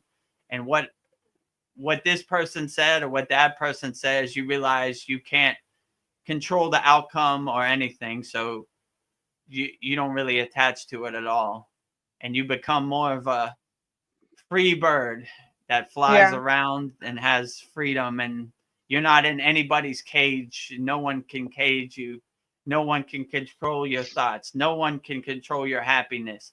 And you begin to realize happiness is internal, not external. So if you're searching for happiness in material things, you begin to realize that you have all the happiness that you need inside you as you. So you begin to cultivate that, and you begin to do your inner work and go to your happy place as much as you can. And that really starts to uplift you and make you a better person. Yeah. So Less that serious. I would say that's probably my best advice, but I'm still feeling my way around in the dark also. So I don't have all the answers, but I mean, I don't think you could go wrong with loving people, helping people, doing the best you can. I think you should always be good. Yeah. Practice Being says, God bless all of you till we meet again. Till we meet again. God bless you too. Practice Being till we meet again. We'll be back here 9 p.m. Eastern Standard Time, same channel, next week, Wednesday. Yeah, until we meet again. Till we meet again. Stay blissful out there on these streets. Yeah, why so serious? Stay blissful. Why so serious? Stay blissful. Stay happy no matter what. Don't let anything shake your happiness. No matter what happens in the world, like we were saying earlier, aliens, war, whatever happens, stay blissful always, my friend. See, are there chosen ones or who are more in tune spiritually than the average person, or are we all chosen? I would say we're all chosen. Some are more realized than others. My guru used to say there are two types of beings: realized beings and unrealized beings. So just because you're a realized being doesn't mean anybody else could be a realized being. I like to think of myself like before I got on the path of Kriya Yoga, I was totally unrealized. So if I could wake up and get realized, then anybody could wake up and get realized. So I would say it's available for everybody. There's just some people that seek bliss in ignorance. Let's say they don't want to become realized because they're happy in their habits. Let's say it like that. So they're in love with the chain that enslaves them. So there anybody could be chosen. I don't think it's only for a certain amount of people. It's for everybody. It just depends if you want to do the inner work and become realized, or you want to not do the inner work and stay in ignorance.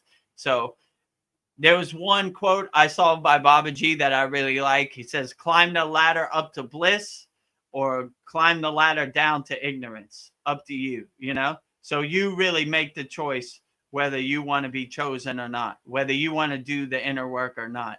So I would say that it's not special for anybody. Just certain people have done more of the inner work than other people. And, you know, it's like exercising. You can't get muscles or abs just by sitting on the couch. You have to actually do the work at the gym to get that to that place. So same thing, you have to do your inner work, and if you do your inner work, you should be perfectly fine. It's a bit, if I could do it, anybody could do it. I'll say it like that. I was like, I'm no success story. I just did the inner work. Let's say it like that. Let's see. Mariana says, I have such a headache, guys. I am finishing my sadhana now as I am listening to you. It takes me an hour and 15 minutes, including all the asanas. I do pranayamas and meditation helps a lot. Thank you, Kriya Yoga. Thank you, Mariana, for your dedication to your sadhana. I know it takes a little bit of discipline, but it'll all be worth it. You know, like I did a lot of hard sadhana and tapas in my life, and I wouldn't change a thing. I look back on it. I'm glad I put in the inner work. I did the inner work, and thank you, Kriya Yoga. I agree with you. Thank you, Babaji. All the glory to Babaji and Kriya Yoga and all the ascended masters who have laid the path and the blueprint for us. Truly a blessing. So like if a new student comes to school and they feel overwhelmed by everything we offer, what advice would you have for a new student that just feels overwhelmed? Just go at your own pace. There's no rush. Go at your own pace. The videos aren't going anywhere. If you need some time, I would sign up to our Kriya Yoga School for a year, like many of our students have, and go at your own pace. Go at your own time. You know, if you can't make it to our Saturday class, it's on demand. I upload it later, and you can just watch it back and go at your own pace. Pause it. I know daily life calls. A lot of our members have families. Yeah. You know, you don't need to neglect anything. Don't neglect your work. Just go at your own pace and, you know, do what works best for you. Like if you want individual classes, we have classrooms for individual mantras, individual meditations, individual asanas, individual pranayamas, individual mudras. And just go at your own pace. If you can't make it to our yagnas, just send in your request, email it to me. I'll burn it up and watch it back later when you're ready. I mean, a lot of our students go at their own pace, so no pressure. Take your time. You know, don't get overwhelmed. Just meditate, relax, go at a comfortable pace that works for you. And if you need help, we're always here. We're always available. So send me a message on the school DM, email me, however you want to do. Come on the class, ask questions. Come on the satsang, ask questions. And yeah, go at your own pace. You know, what feels right to you, that is the best pace. Mariana says, Jai, Babaji. Jai, Babaji. Absolutely. I think you just answered this, but what would you say slows down our spiritual awakening? Getting distracted, getting too attached to your ego, caring what other people think about what you do, just making other people's perception become your perceptions. All this can slow down and distract you or block you on the path or give you resistance on the path. But if you just surrender yourself to the path, like I'm going to do this, I'm going to use my own discernment, I'm going to do the techniques that really uplift me and make me feel the best, and you'll be perfectly fine. And you'll be able to shed all this. We have many techniques. Patanjali's emotional release techniques. I mean, pretty much all of our meditations and pranayama are letting go of the distractions, focusing on your breath, mastering your mind through meditation, suti, cleansing your mind and purifying your mind before you go into meditation. So letting go of all the distractions, just focusing what serves you the best in your present moment. That would probably be my best suggestion. Nice. I think my last question will be, you talk about the power of kindness. Why is kindness so powerful? Kindness is so powerful because it's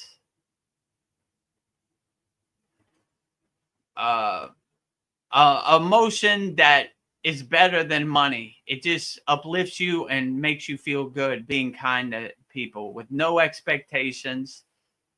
It's just a uplifting emotion that really helps other people, but helps you and in turn. So it's like a collective uplifting, being kind to people. You can never go wrong. So like karma yoga, they say, is the highest form of yoga, which is selfless service, helping people without any expectations or rewards of getting something back. In that state, you can never go wrong because you're always uplifting people and being kind to them and loving people, being kind to people, being compassionate to people. How can you ever go wrong? It's the best feeling of all, so be as kind and loving and compassionate to people as you can, and you can never go wrong. Sounds like a good thing to be. Be as kind as we can be. Yeah. Be as kind as you could be. You can never go wrong. I think that's a good way to go out. Yeah, I think that's an excellent way to end our May 14th Kriya Yoga Q&A Satsang here at the Kriya Yoga School. So, if you think you could be helped by Kriya Yoga, discover the secrets of Kriya Yoga 100% free. Go to freekriyayogamasterclass.com. It's 100% free. And if you need help and you want to book a call with me, Vedagurudev, go to kriyayogamasterclass.com. Click on the book a call with me. A calendar will come up. Pick the time and date that you want to go on a call with me, and we'll try to solve your problems. And if you're ready to go to the big leagues, go to the Kriya Yoga School Masterclass. 50% off right now, $50 a month, $250 a year. We have over 200 classes on asanas, pranayama, meditation, mudras, mantra japa, everything. And we have a full moon holy yagnifier, which we just had on Monday. And we have a new moon holy yagnifier where our members send in their problems and we burn them up. And we pray for all our members. And we have a great Saturday live class. It usually goes 2 hours where we demonstrate 2 new techniques every week. And you could feel free to ask questions anytime. We're 100% available. So, but yeah, if you're interested, book a call with me, Kriya Yoga School Masterclass, and I'll get on a call with you. But if you want to do it yourself, go free Kriya Yoga School, freekriyayoga.com, and join our school. It's 100% free. It costs nothing. We're not going to try to upsell you. We just want you to be the best person you could be. So I guess with that said, we'll end our May 14th Kriya Yoga Q&A Satsang here at the Kriya Yoga School. Om Shanti, Shanti, Shanti. Shalom. Sat Nam Sadhu Tao Om Spirit. Swami Kami. Amen, amen, omen, selah, om,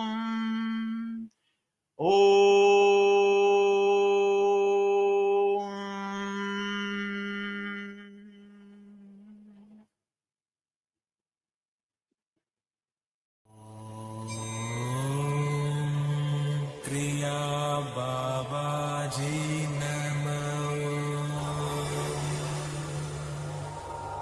Om